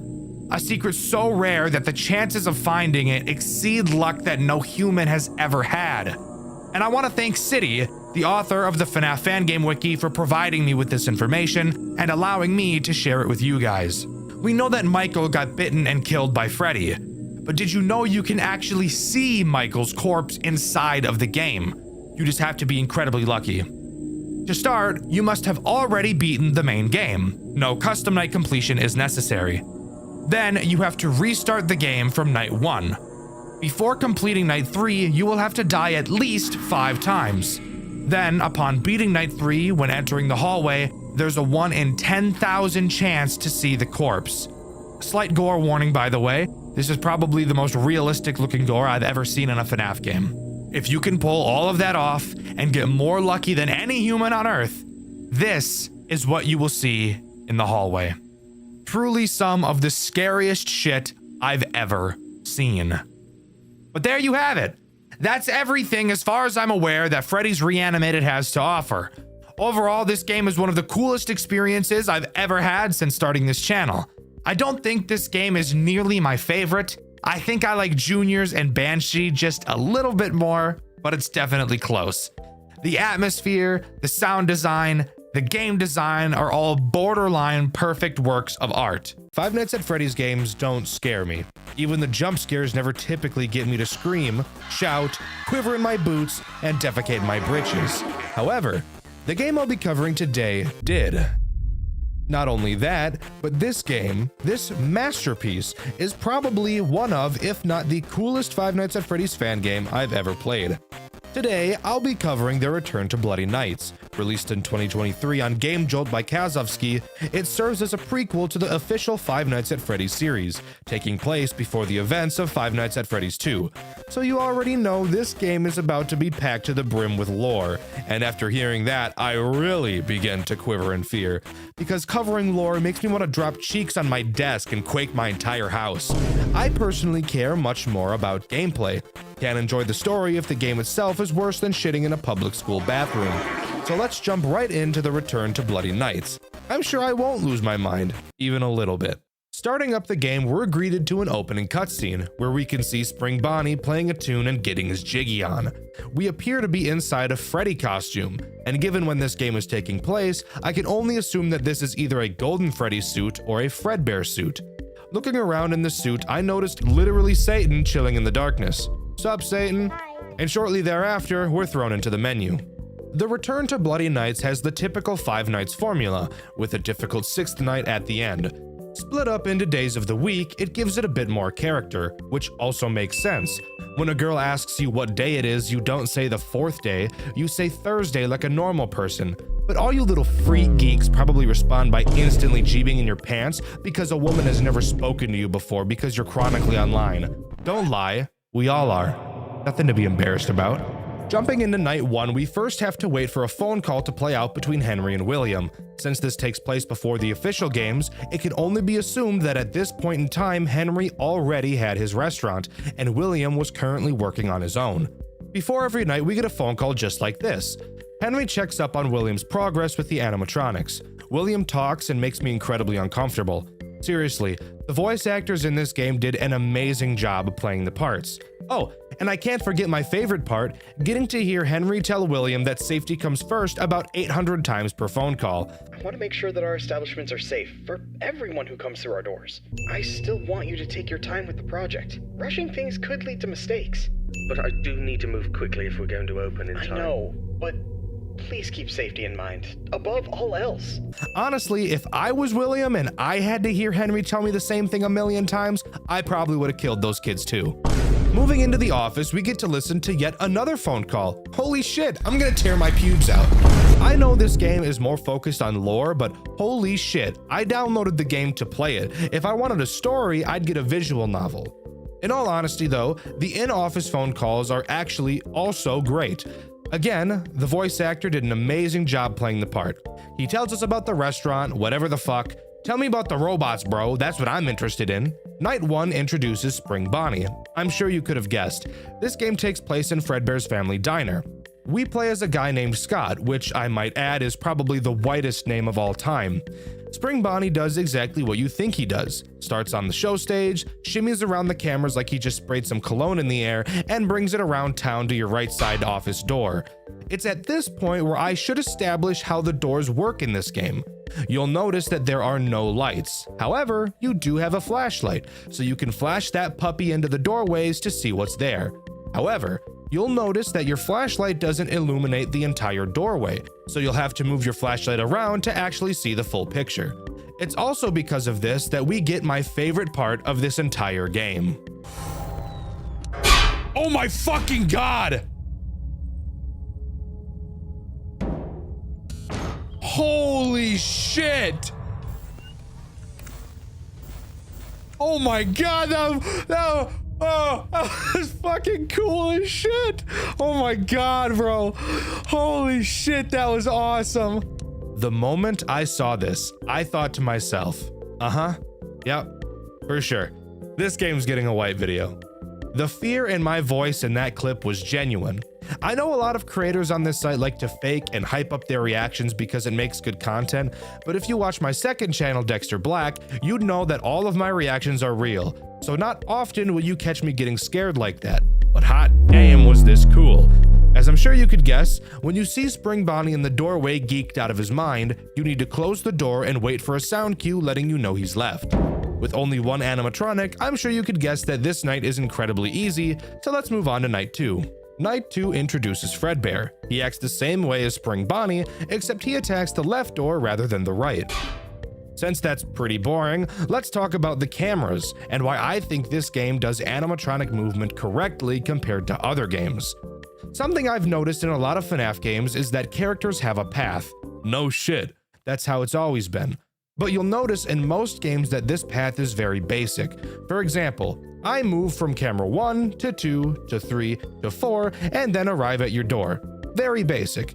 This game and a few others do something really cool. Rather than just appearing in one camera and teleporting to another, the characters in the Return to Bloody Nights will instead have multiple phases on each camera, kind of like Foxy from Five Nights at Freddy's 1, wherein, if you're watching the cameras, you will see Spring Bonnie, for example, go from the show stage to standing off of the show stage, and then he'll transfer to another camera, and in most cases, each character has at least 2 phases on each camera that they enter, which really gives a feeling of realism to the game, as it seems like you actually get to see the characters walking around rather than just teleporting from camera to camera like most Five Nights at Freddy's games. Another game that pulls this off really well is A Bite at Freddy's, a FNAF fan game I've covered on this channel, and you can watch my review of it after you finish this one. It's a fantastic video if I do say so myself, which I do. Anyways, on to Wednesday, which introduces 3 new threats, those threats being, hold on a second, 3 new threats in one night? Did I read that right? Hold on, let me check. Oh my God. Yeah, that's right. 3 new animatronics become active on this night. God damn. Talk about going from 1 to 100 in a fraction of a second, good lord. Well, let's start going over them, shall we? Starting with the least infuriating of the 3, we have the puppet. An area of your office I have yet to mention is the prize corner, which is directly behind you. Here you will be able to see prizes. Who would have thought? This is also where you can see a bunch of fun references like Sonic, FNAF, Cuphead, and a bunch more. I had a lot of fun pointing out as many references as I could while playing, which you can see in my full playthrough on my second channel, Dxtr Black. The puppet has a chance to appear at any time throughout the night behind you in the prize corner. It doesn't move through the cameras, so there's no way to predict when it's going to attack. However, thankfully it does play a sound cue that lets you know it has appeared behind you, telling you to get off that computer call and kiss it on its hot mouth. When you hear this bell jingling sound cue, you have to quickly whip around and find it in one of 3 locations with your flashlight. Once you find it, it'll quickly hide away like a bitch and you're free to continue. The puppet is really never a problem throughout the nights, acting more of an annoying distraction than a real threat. But now, I get the misfortune of talking about the other 2 threats that this night places in my anus. So let's cover the spawn camping dickhead Fredbear 2.0. Fredbear 2.0 doesn't appear on the cameras. Instead, he appears right outside of your right door. That's where he starts. Yeah, he begins the night already outside of your door. And that's the furthest away he'll ever get from you. Isn't that just the worst thing you've ever heard in your life? I think I'd rather be diagnosed with butthole cancer. Fredbear 2.0 has multiple phases before his actual attack. You'll have to constantly flash your light in the left doorway to check his progress, which takes your attention away from a crucial character you need to watch on the cameras, whom I will talk about in a moment. As he gets closer and closer, you'll get to hear him talking right in your fucking ear, which is a pain in the ass because I'm trying to listen for movements and bell jingling at the same time. So I'd really appreciate it if you'd hop off my cock. When Fredbear 2.0 gets to your door, he will crouch down to try to get in, which, by the way, looks crazy cool. I love animations like this in FNAF games. It adds so much life to them. Something you'll notice about Fredbear 2.0 in comparison to the other animatronics that attack your doors is that he appears to linger at them for much longer than the others. You wouldn't be crazy for thinking that either, because he does. When Fredbear 2.0 crouches down, he won't instantly enter your office like Fredbear and Spring Bonnie do. Instead, he'll wait about 8 seconds before actually attacking you, giving you time to check on the puppet and Mr. Dickhole, who I'll be covering next. That may sound like a nice gesture. Aw, he's giving me time to worry about my other problems. What an emotionally intelligent guy. No, this guy is a dick. Something I should mention is that there is no power system. However, there is generator heat. What causes the generator to go up? That's right, using your doors. No matter how much you think you're going to be able to consistently time out when Fredbear 2.0 is going to attack, I promise you that you'll get it wrong a few times. And because you know that you're going to get it wrong, you'll probably feel inclined to play it safe and close it sooner than you technically need to. And this is where he gets you. Because even if you close the door early, his timer still has to count all the way down before he attacks, leaving you with your generator heat increasing while that dickhead just stands there like a dunce for half a century. On later nights, you'll be getting attacked pretty frequently, so having this guy waste even a few seconds with your door closed can be the cause of a run to end later down the line. Alright, I can't put it off any longer. I need to talk about the most infuriating character in this entire game. Spring Bonnie 2.0. Spring Bonnie 2.0 acts much like the original, slowly creeping his way through your cameras until he can reach your office. But there's something interesting to note about him. While he's on the cameras, you can see that he's covering his face often, almost like he's playing hide and seek. And the reason for that? It's because he literally is playing hide and seek. When his robot AI was being designed, they made a hide and seek function that was meant to be used to play with the kids, but instead it's being used to play with my ass like a bongo drum. That doesn't sound too bad, Dxtr. I think you're overreacting. No. Bullshit. No, I'm not. Unlike Spring Bonnie, Spring Bitch 2.0 doesn't appear in your doorway. Instead, he'll just pile drive in. So the key is to watch the final camera he appears on. He has 3 phases in this long hallway, the final of which has him close up and personal to the camera. Once you see him there, he will run out of frame, and you need to quickly close the right door before he busts in and then busts in you. Wait! Before you type in the comments how I'm bad and that this isn't a hard mechanic at all, ooh, it's basically just Foxy, Dxtr, you little bitch boy. Shut the hell up! That's what I thought at first too. However, there's one tiny little tweak that makes him worse than a hangnail that just keeps peeling your skin back the longer you pull on it. Unlike Foxy, who, when you look at him in the hall, his animation starts playing and then you close the door and the cycle continues. Simple. Nope, not Spring Bussy 2.0. He's different. When you look at him on the cameras in his final phase, he won't immediately play his animation like Foxy does. Instead, he's kinda like Fredbear 2.0 in a way, where he has a timer for when he'll actually attack, bringing up the same issue as Fredbear 2.0, where you'll probably end up closing the door earlier than you need to and building up your generator heat. Mixing these two characters together is gruesome. Introducing them both at the same time on top of another character that demands your attention consistently, downright vile. I'd rather stick my willy in the exhaust pipe of a running motorcycle than deal with these two douchebags ever again in my life. There is one final threat I have yet to mention, but because of the strategy I used to beat this game, I actually never encountered them. That threat being the Golden Cupcake. According to the wiki, he only appears on the 3rd night. Amazing! Fuck 3 threats introduced at the same time, why not 4? He has a chance to appear on any camera, just acting as a visual annoyance. To get him to move, just switch to another camera and he'll disappear. I'm guessing because my strategy only had me using 1 camera throughout the entire night, it never gave him a chance to spawn. I'm not totally sure, and again, the wiki says he's only active on night 3. Why not nights 4, 5, and 6? I don't really know. This character seems like a weird inclusion. Let me know in the comments if you know more about this little guy. Hey there, future Dxtr here, coming in to inform you with some much needed corrections for something I mentioned earlier. I made a whole big point about introducing Fredbear 2.0 and Spring Bonnie 2.0 at the same time. Apparently, I'm retarded. Fredbear 2.0 isn't introduced until Thursday night. I apologize. I don't know how I got that so incredibly wrong. I probably just remembered how ass I thought that duo was together and misremembered them being introduced at the same time. I don't know. Again, I apologize. Let's get back to the goon session. The remainder of the nights are just more difficult variations of each other. No new characters are introduced. Something crazy you'll notice, however, is the incredible spike in difficulty after Wednesday. Who would have thought being bombarded by AIDS can do a real number on you? This is actually the most common criticism I've seen of this game. The difficulty curve isn't a curve. It's a steep cliff that you're at the bottom of. I recognize why people feel this way, but guys, I was able to beat it. You know, the guy that's actually probably the worst FNAF player of all time. If I did it, you can do it. I promise. Oh, something I decided to not talk about was what happens after each night. Every time you complete a night, we're put into a cutscene where Scott, which again is our character, is scanning the animatronics for paranormal activity. I'm not sure what the name of the device he's using is, but this is what he's doing. I know that because I know how to use context clues.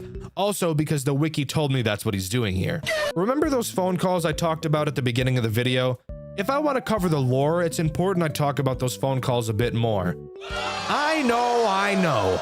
Ugh, Dexter's talking about the lore in a game. He's really bad at that. He's only funny when he's talking about the gameplay.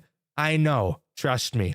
I'm gonna try my best though, because the story in this game is honestly really, really cool, and I want to share it with you all. I don't want to be like some other game reviewers who tell you to just play the game for yourself to learn more. You're watching reviews to get a review. If you wanted to play the game, you'd just do that. You don't need me telling you to go play it. Night 2's phone call reveals that William has gotten a divorce, and apparently some of the workers are concerned that he's drowning himself in work. Henry tells him that safety comes first. Thank you, Henry. I would have never fucking guessed. Wednesday's call, William begins to brag about his new child-friendly animatronics. These animatronics he's talking about are Fredbear 2.0 and Spring Bastard 2.0. William reveals he's been studying child psychology. Uh-oh. In this day and age, there's only one direction this could be going. Just kidding. This isn't Dormitibus. It's not about to get weird.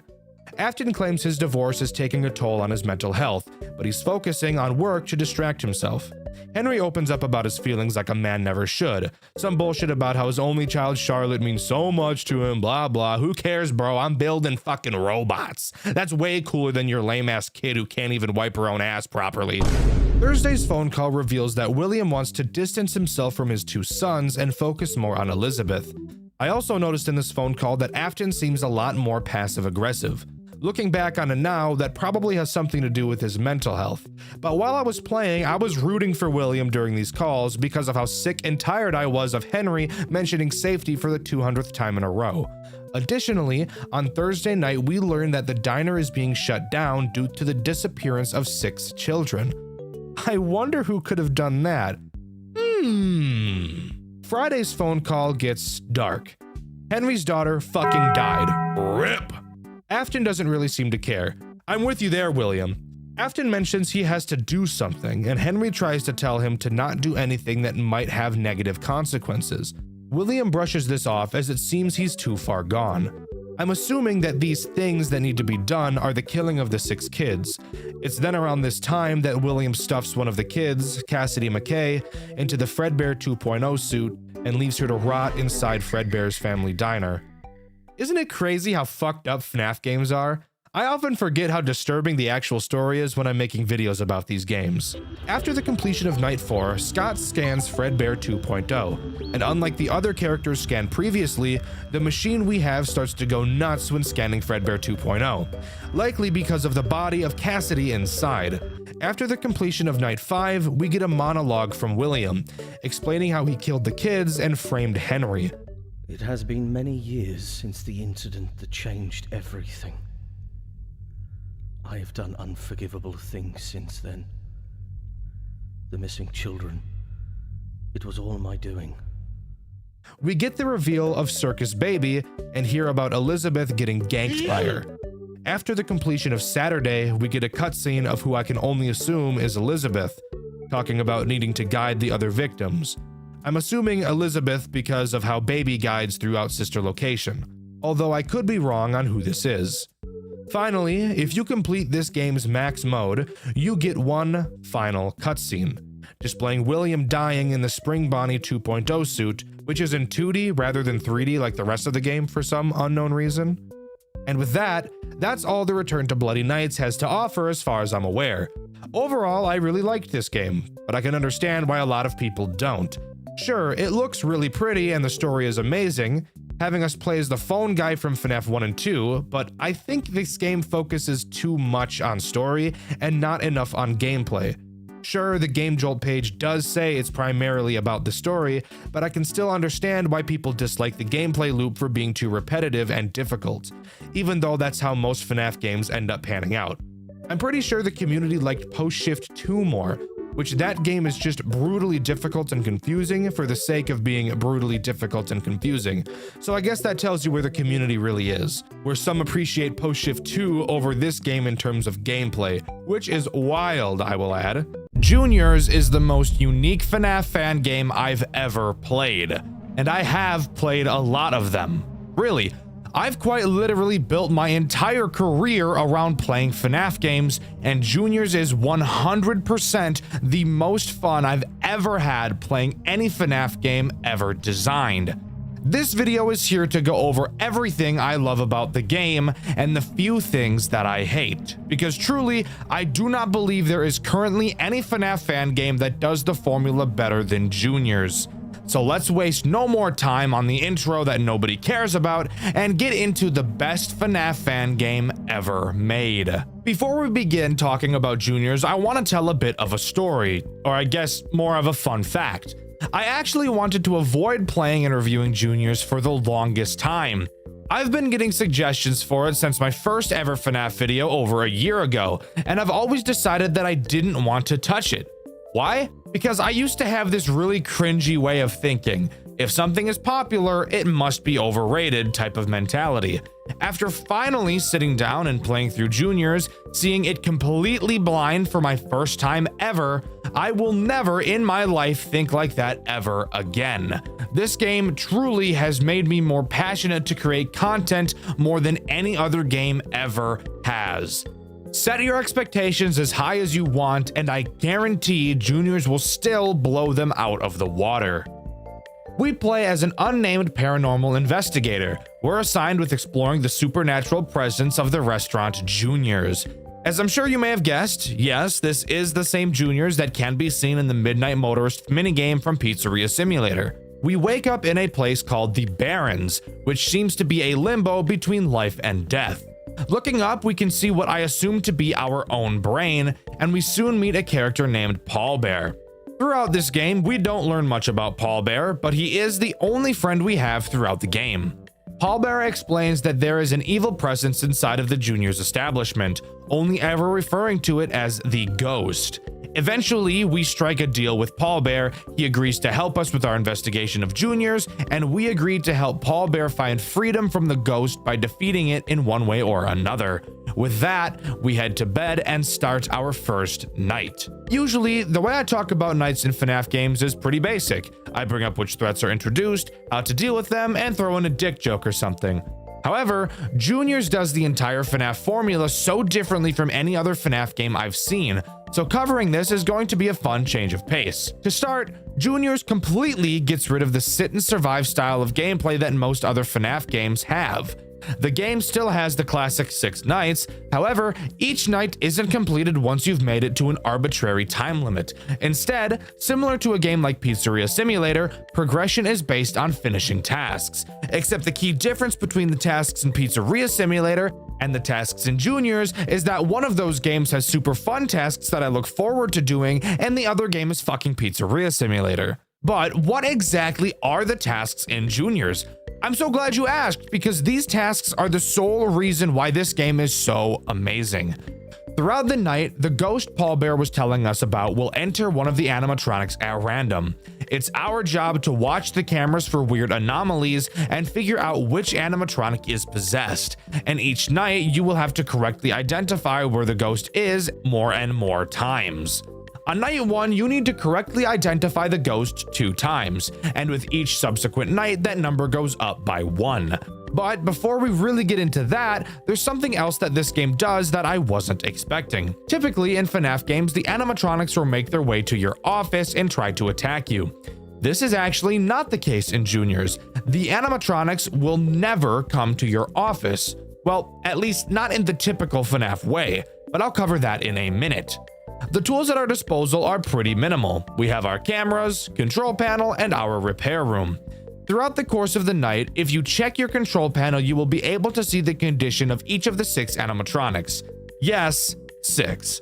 You've got the main 4, with the addition of the marionette and balloon bitch, or as this game calls him, balloon baby. As the night progresses, the condition of each of these characters will decrease. If they ever go completely empty, they'll use your ass as sustenance and gobble it up. At any time, you can send one of the animatronics onto a conveyor belt that will bring the character to your repair room. Once inside the repair room, you can quickly fix them and send them back into the pizzeria. This will cause their condition to go back up to 100. However, you have to be careful, because if you send the possessed animatronic to your office, it's game over. Another thing to note is that you can't send more than one character to your repair room at a time. Moving on to the actual ghost hunting part of this game. As mentioned previously, there are 6 characters that the ghost can possess. Both at the start of the night and directly after identifying the possessed character, you will get a grace period where no animatronic is possessed. You should use that time to send the lowest conditioned animatronic to your office to be repaired. There are multiple different cues to tell you who the possessed animatronic is. It seems like throughout the nights, new clues are introduced. However, I cannot find a distinct list of what clues get introduced each night, so I'm going to be guessing based on my experience. If you know that I'm wrong, let me know in the comments below. There are 2 clues that are introduced on night 1. The first one is pretty easy: camera flickering. When an animatronic is possessed, they have a chance to cause the camera that they are currently on to start flickering. The cameras by default flicker their lights, so this is pretty subtle, but if you look closely at an actual flickering camera, you'll be able to tell that the ghost is on it, because between the flickering, the cameras will have a brief period where they go black. That sounds pretty easy, I hear you saying, and while yes, it is, this is another part of the game that I think is super cool. There aren't an insane amount of cameras to look through, and it's very common that multiple characters will be visible on a camera at the same time. So this brings up the possible problem. If the cameras are flickering on a camera, but multiple characters are present, how do we figure out which of the animatronics is actually the possessed one? This right here, this conflict that you have to figure out, is the main reason why I love this game so much. It's such a simple problem, but the way you go about solving it can be different depending on your playstyle. This is honestly the coolest mechanic I've ever seen out of any FNAF game, and I don't think it's ever going to be beat. So, what was my strategy? Let's start with the hypothetical that we'll use throughout this video. Let's say we're looking at a camera that has Freddy, Bonnie, Chica, and Foxy present on it. The camera is flickering, so we know that either Freddy, Bonnie, Chica, or Foxy are the possessed animatronic. The first thing I would do is either send Balloon Bitch or the marionette to the conveyor belt, since I know full well it can't be one of them. So I'd just pick whoever has lower condition. Then I would constantly keep my eye on all 4 animatronics on that camera until 1 or more of them left. Once they left, let's say for example Freddy and Chica leave, I would stay on the camera to see if the flickering persisted. If it did, then I'd know it can't be Freddy or Chica. Let's say Foxy left next and Bonnie stayed on the camera. If the lights stopped flickering, then I'd know for a fact it has to be Foxy. And if I really wanted to double check, I could find the camera where Foxy left to and see that the lights are still flickering. But as I've said, that is only 2 of the clues that are introduced on this night. What's the other? Handprints. I should mention that once the ghost possesses a character, only 1 of the clues will become present in that character until it is found. And from what I can tell, they never switch which clue they have until the ghost is found. Handprints are pretty simple. When a possessed character leaves a camera, they will leave a handprint behind on the lens of the camera. So let's go back to our hypothetical again. Freddy, Bonnie, Chica, and Foxy are all on one camera. Freddy and Chica leave, and after doing so, we spot a handprint on the lens. That means we now know that the ghost has to be in either Freddy or Chica. So we can send either Foxy, Bonnie, the marionette, or Balloon Bitch to the conveyor belt, and all that's left is to watch Freddy or Chica. Whoever we choose, we wait for them to leave a camera. If Chica leaves and a handprint isn't seen, that means the possessed character has to be Freddy. And with that, night 1 is in the bag. After the night, we head back to the Barrens and talk to Paul Bear again. He explains that he himself chooses to stay in the Barrens because the ghost won't go there. Pussy-ass ghost Paul Bear is afraid of another ghost. Don't question it. It's kind of like those people who are afraid of other people. What do we call those things? Oh, yeah, moderators. Anyways, night 2 time. Night 2 doesn't appear to add any new clues. However, I will take this time to talk about how Paul Bear can aid in our investigations throughout the night. If at any point you're confused on who the ghost may be hiding in, once per night you can go to the control panel and actually ask Paul Bear who he thinks it is. He'll be able to narrow it down to 2 characters. Do you need this to beat the nights? No. But I do think it's kind of neat that it's available if you're struggling. I only ever used it once throughout my playthrough on accident because I didn't know that clicking on this would actually cause him to give me a hint. Also, if you want to watch my full playthrough, you can do so on my second channel, Dxtr Black. It's also on this night where I want to bring up the marionette and Balloon Bitch. Since you can never actually see either of them on the cameras, you may be wondering how you're supposed to be able to tell if they are possessed. I'll talk about the marionette later, so for now I'll talk about Balloon Bitch. His mechanic is actually incredibly simple, and I honestly think it's one of the weakest mechanics in the entire game. All you have to do to check if Balloon Bitch is possessed is look at your control panel. If his condition number is freaking the fuck out, he's possessed. If it's not, he's not. That's it. Again, I don't really think that this has a good reason for existing. Maybe the dev just wanted a 6th character so that there would be 3 on each side on the control panel, but I feel like it would have been much more interesting if you just allowed Balloon Bitch to be seen on the camera like the main 4. He could have been made to be a more challenging character. Since he's smaller than everyone else, having him hide in the cameras and be immune to the motion sensor could have been a super interesting challenge. But let me know what you guys think about Balloon Bitch in the comments. After completing night 2, we find a VHS tape. Watching it shows a claymation of Freddy carrying an animatronic limb up to a door. The door has a note on it that says, "Beware the mangle." Looking up, Freddy appears to see said mangle looming down on him, and the cutscene comes to a close. Heading back to the Barrens, we ask Paul Bear about what we saw on the tape. He says he believes that the ghost is trying to build itself a body in the form of the mangle, and that it's possessing the other characters to bring the parts to it. Appearing that we're now on a timer, we know that we have to do something, so we head to sleep and move on to night 3. Night 3 introduces one new clue that the characters can use: camera movement. This one is pretty simple. However, I should start by explaining how the cameras work a little bit more. Typically in FNAF games, the camera will slowly pan back and forth as you look at them. In Juniors, you have to manually move the cameras to see the full picture using WASD. The camera movement clue does exactly what you'd think. If you're moving the cameras, the ghost can cause it to jerk in a direction you're not moving it in. My camera got fucked a little bit, the weird control. I don't know if that was me fucking around or if that was the heathen. Whoa. My camera just fucking zipped.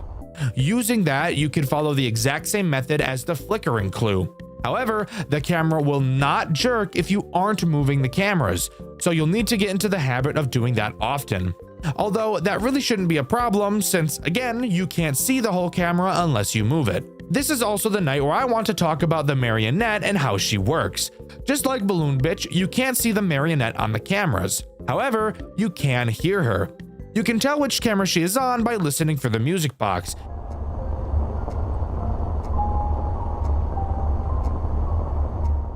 If you hear it, then you know that the marionette is on whichever camera you're looking at.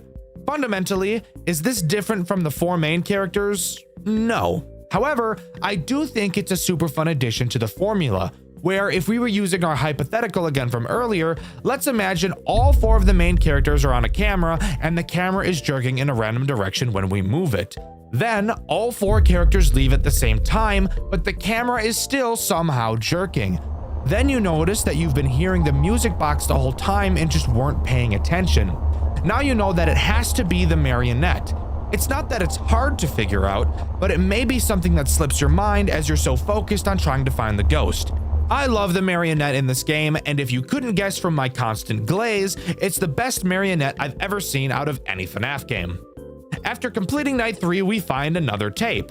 On it, we watch the ghost leave Freddy and move to Bonnie, then see Bonnie carry another piece of the mangle to the secret door. This is another thing I really like about this game.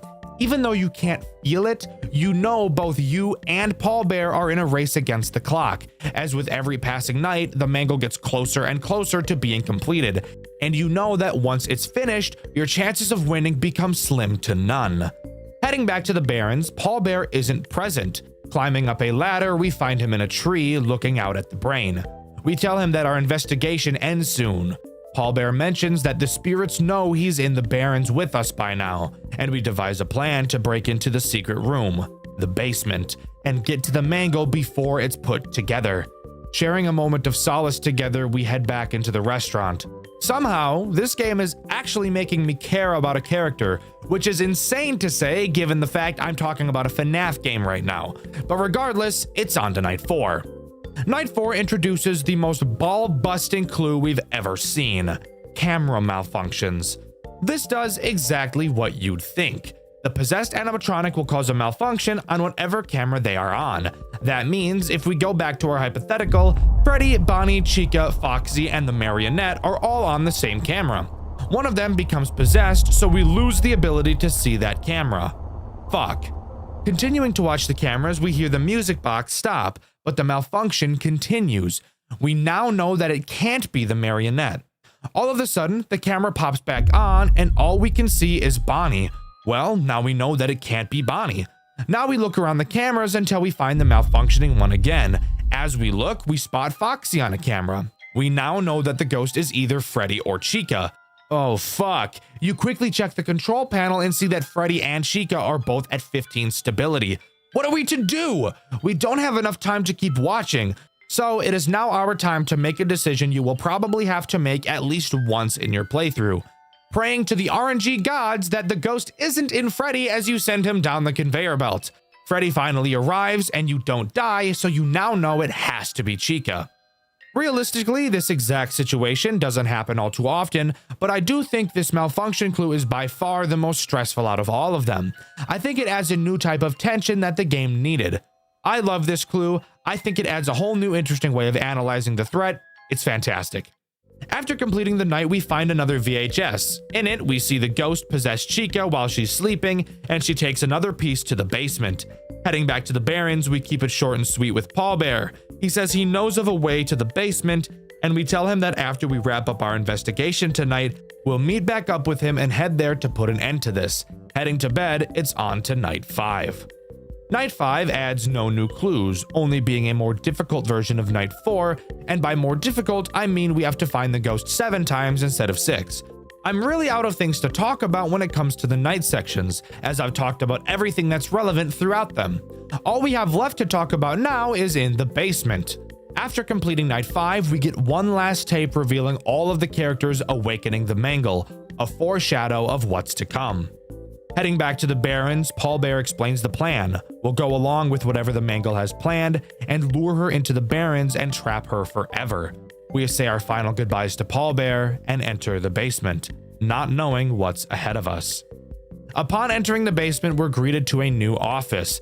The basement serves as night 6, the boss fight night. I'm just gonna put this out here right now. I am not a fan of night 6, gameplay-wise at least. I think it looks great, and I think it serves excellent story purposes, but I think it's a massive step back from the core loop of the game. The basement is set up exactly how the office from FNAF 2 is. 2 open vents to your left and right, and a large hallway in front of you. You have access to a flashlight, cameras, and a Bonnie mask. Yes, it's literally just FNAF 2, even equipped with a music box to constantly wind throughout. Maybe this is the reason I don't like this night. Just kidding, it's not a maybe. Of course this is the reason I don't like it. I'm not a huge FNAF 2 fan personally, so seeing it in a FNAF game that I really like puts a bad taste in my mouth. However, I'm not going to let that discourage me. How does this night play, and are there any redeeming qualities? Throughout the night, all you have to do is wind the music box and put on your mask whenever the animatronic enters your office. If you ever see Foxy in the hallway, flash your light at him. Guys, it's literally just FNAF 2. I really don't have to explain this to you. The characters even look different on this night, and in the extras menu, this version of them is called Withered. It's FNAF 2. That's it. That is until the halfway mark. What the fuck? Beware the mangle. What the fuck? Conveyor belt. Yo! What the fuck? Yo, the time's all fucked. What the fuck is that thing? Oh, nah. Halfway through the night, your control panel will be forced up. You'll be able to see the conveyor belt and watch as each character makes its way through. Several sticky notes ridiculing you. Every single animatronic sacrifices its body to the mangle, and it's finally time for the final fight. The mangle enters the building, and now is the perfect time to talk about how fucking disgusting these character models look, especially Mangle. The level of detail in these characters is insane. Seeing Mangle on the cameras is probably the most uncomfortable thing about this entire game. She's so gross and it's super cool. But I do have to ask the question, why the fuck do they look like this? Is our main character going insane and imagining that they look like monsters more than they do? Or did the manufacturers of these robots actually design the most fucked up, creepy robots of all time? Anyways, once the Mangle spawns, the way this night is played changes. Now, for some unknown reason, Mangle has an owl attached to her. Does that make sense? I'm sure there's a reason for it, but I can't for the fuck of me figure out what that might be. Occasionally, this owl head will appear in either of your two vents. When it does, all you have to do is put the mask on until it leaves. Mangle herself has a chance to appear in the hallway. As far as I can tell, she has no sound cues, so you have to constantly check for her yourself. When she's there, hold the flashlight on her until she leaves. Finally, we have the most soul-sucking, nutsack-tearing, butthole-puckering mechanic in the entire goddamn game. The Ghost. The Ghost can appear on any camera. You'll be able to tell because you can see her hand. When you see the Ghost, all you have to do is hold the light on the camera until it disappears. You might be asking yourself, why the fuck is that a problem? That sounds even easier than the owl. Hell, I almost guarantee you will never be able to see the cameras in your entire fucking life. Why? Well, as I'm sure you're aware if you've ever played a FNAF game before, when a character moves from one camera to another, it's very common for the camera to go black for a moment.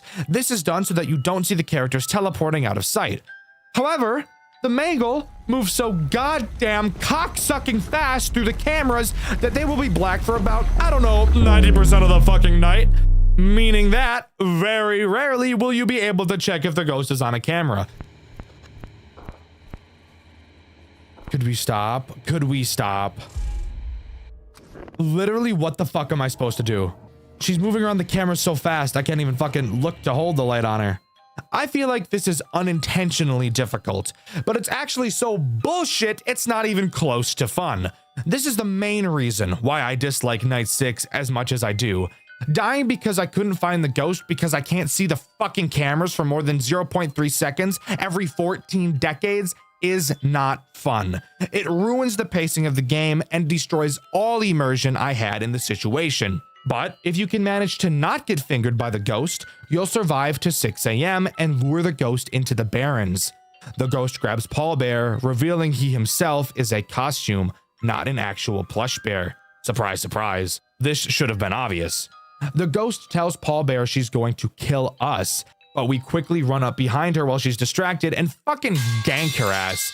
Dead kids! Rah! Rah! The screen cuts to black. We learn 5 years later, Juniors would reopen after some significant rebranding, focusing on, quote, family fun and above all, safety. A line that should be familiar sounding if you've played the official games.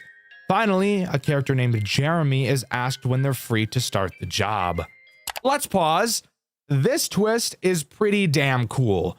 We saw an exact replica of the FNAF 2 office on Night 6, and now we learn that Jeremy Fitzgerald is being hired. Of course, knowing the official lore, Jeremy was the night guard in Five Nights at Freddy's 2, and the family fun and above all safety is something the phone guy says in FNAF 2 as well. which would lead me to believe that the rebranding of Juniors was to Freddy Fazbear's Pizza in the form of the pizzeria we see in Five Nights at Freddy's 2, using the toy animatronics and the layout we find in the basement. But with that final awesome twist, Juniors comes to a close. Overall, I think Juniors is unironically the best Five Nights at Freddy's game I've ever played, even beating out the official games. Sure, I'm not the biggest fan of the final boss night, but the rest of the game easily makes up for that shortcoming. Juniors is 100% at the top of my fan game tier list, and I highly doubt it will be losing that position anytime soon.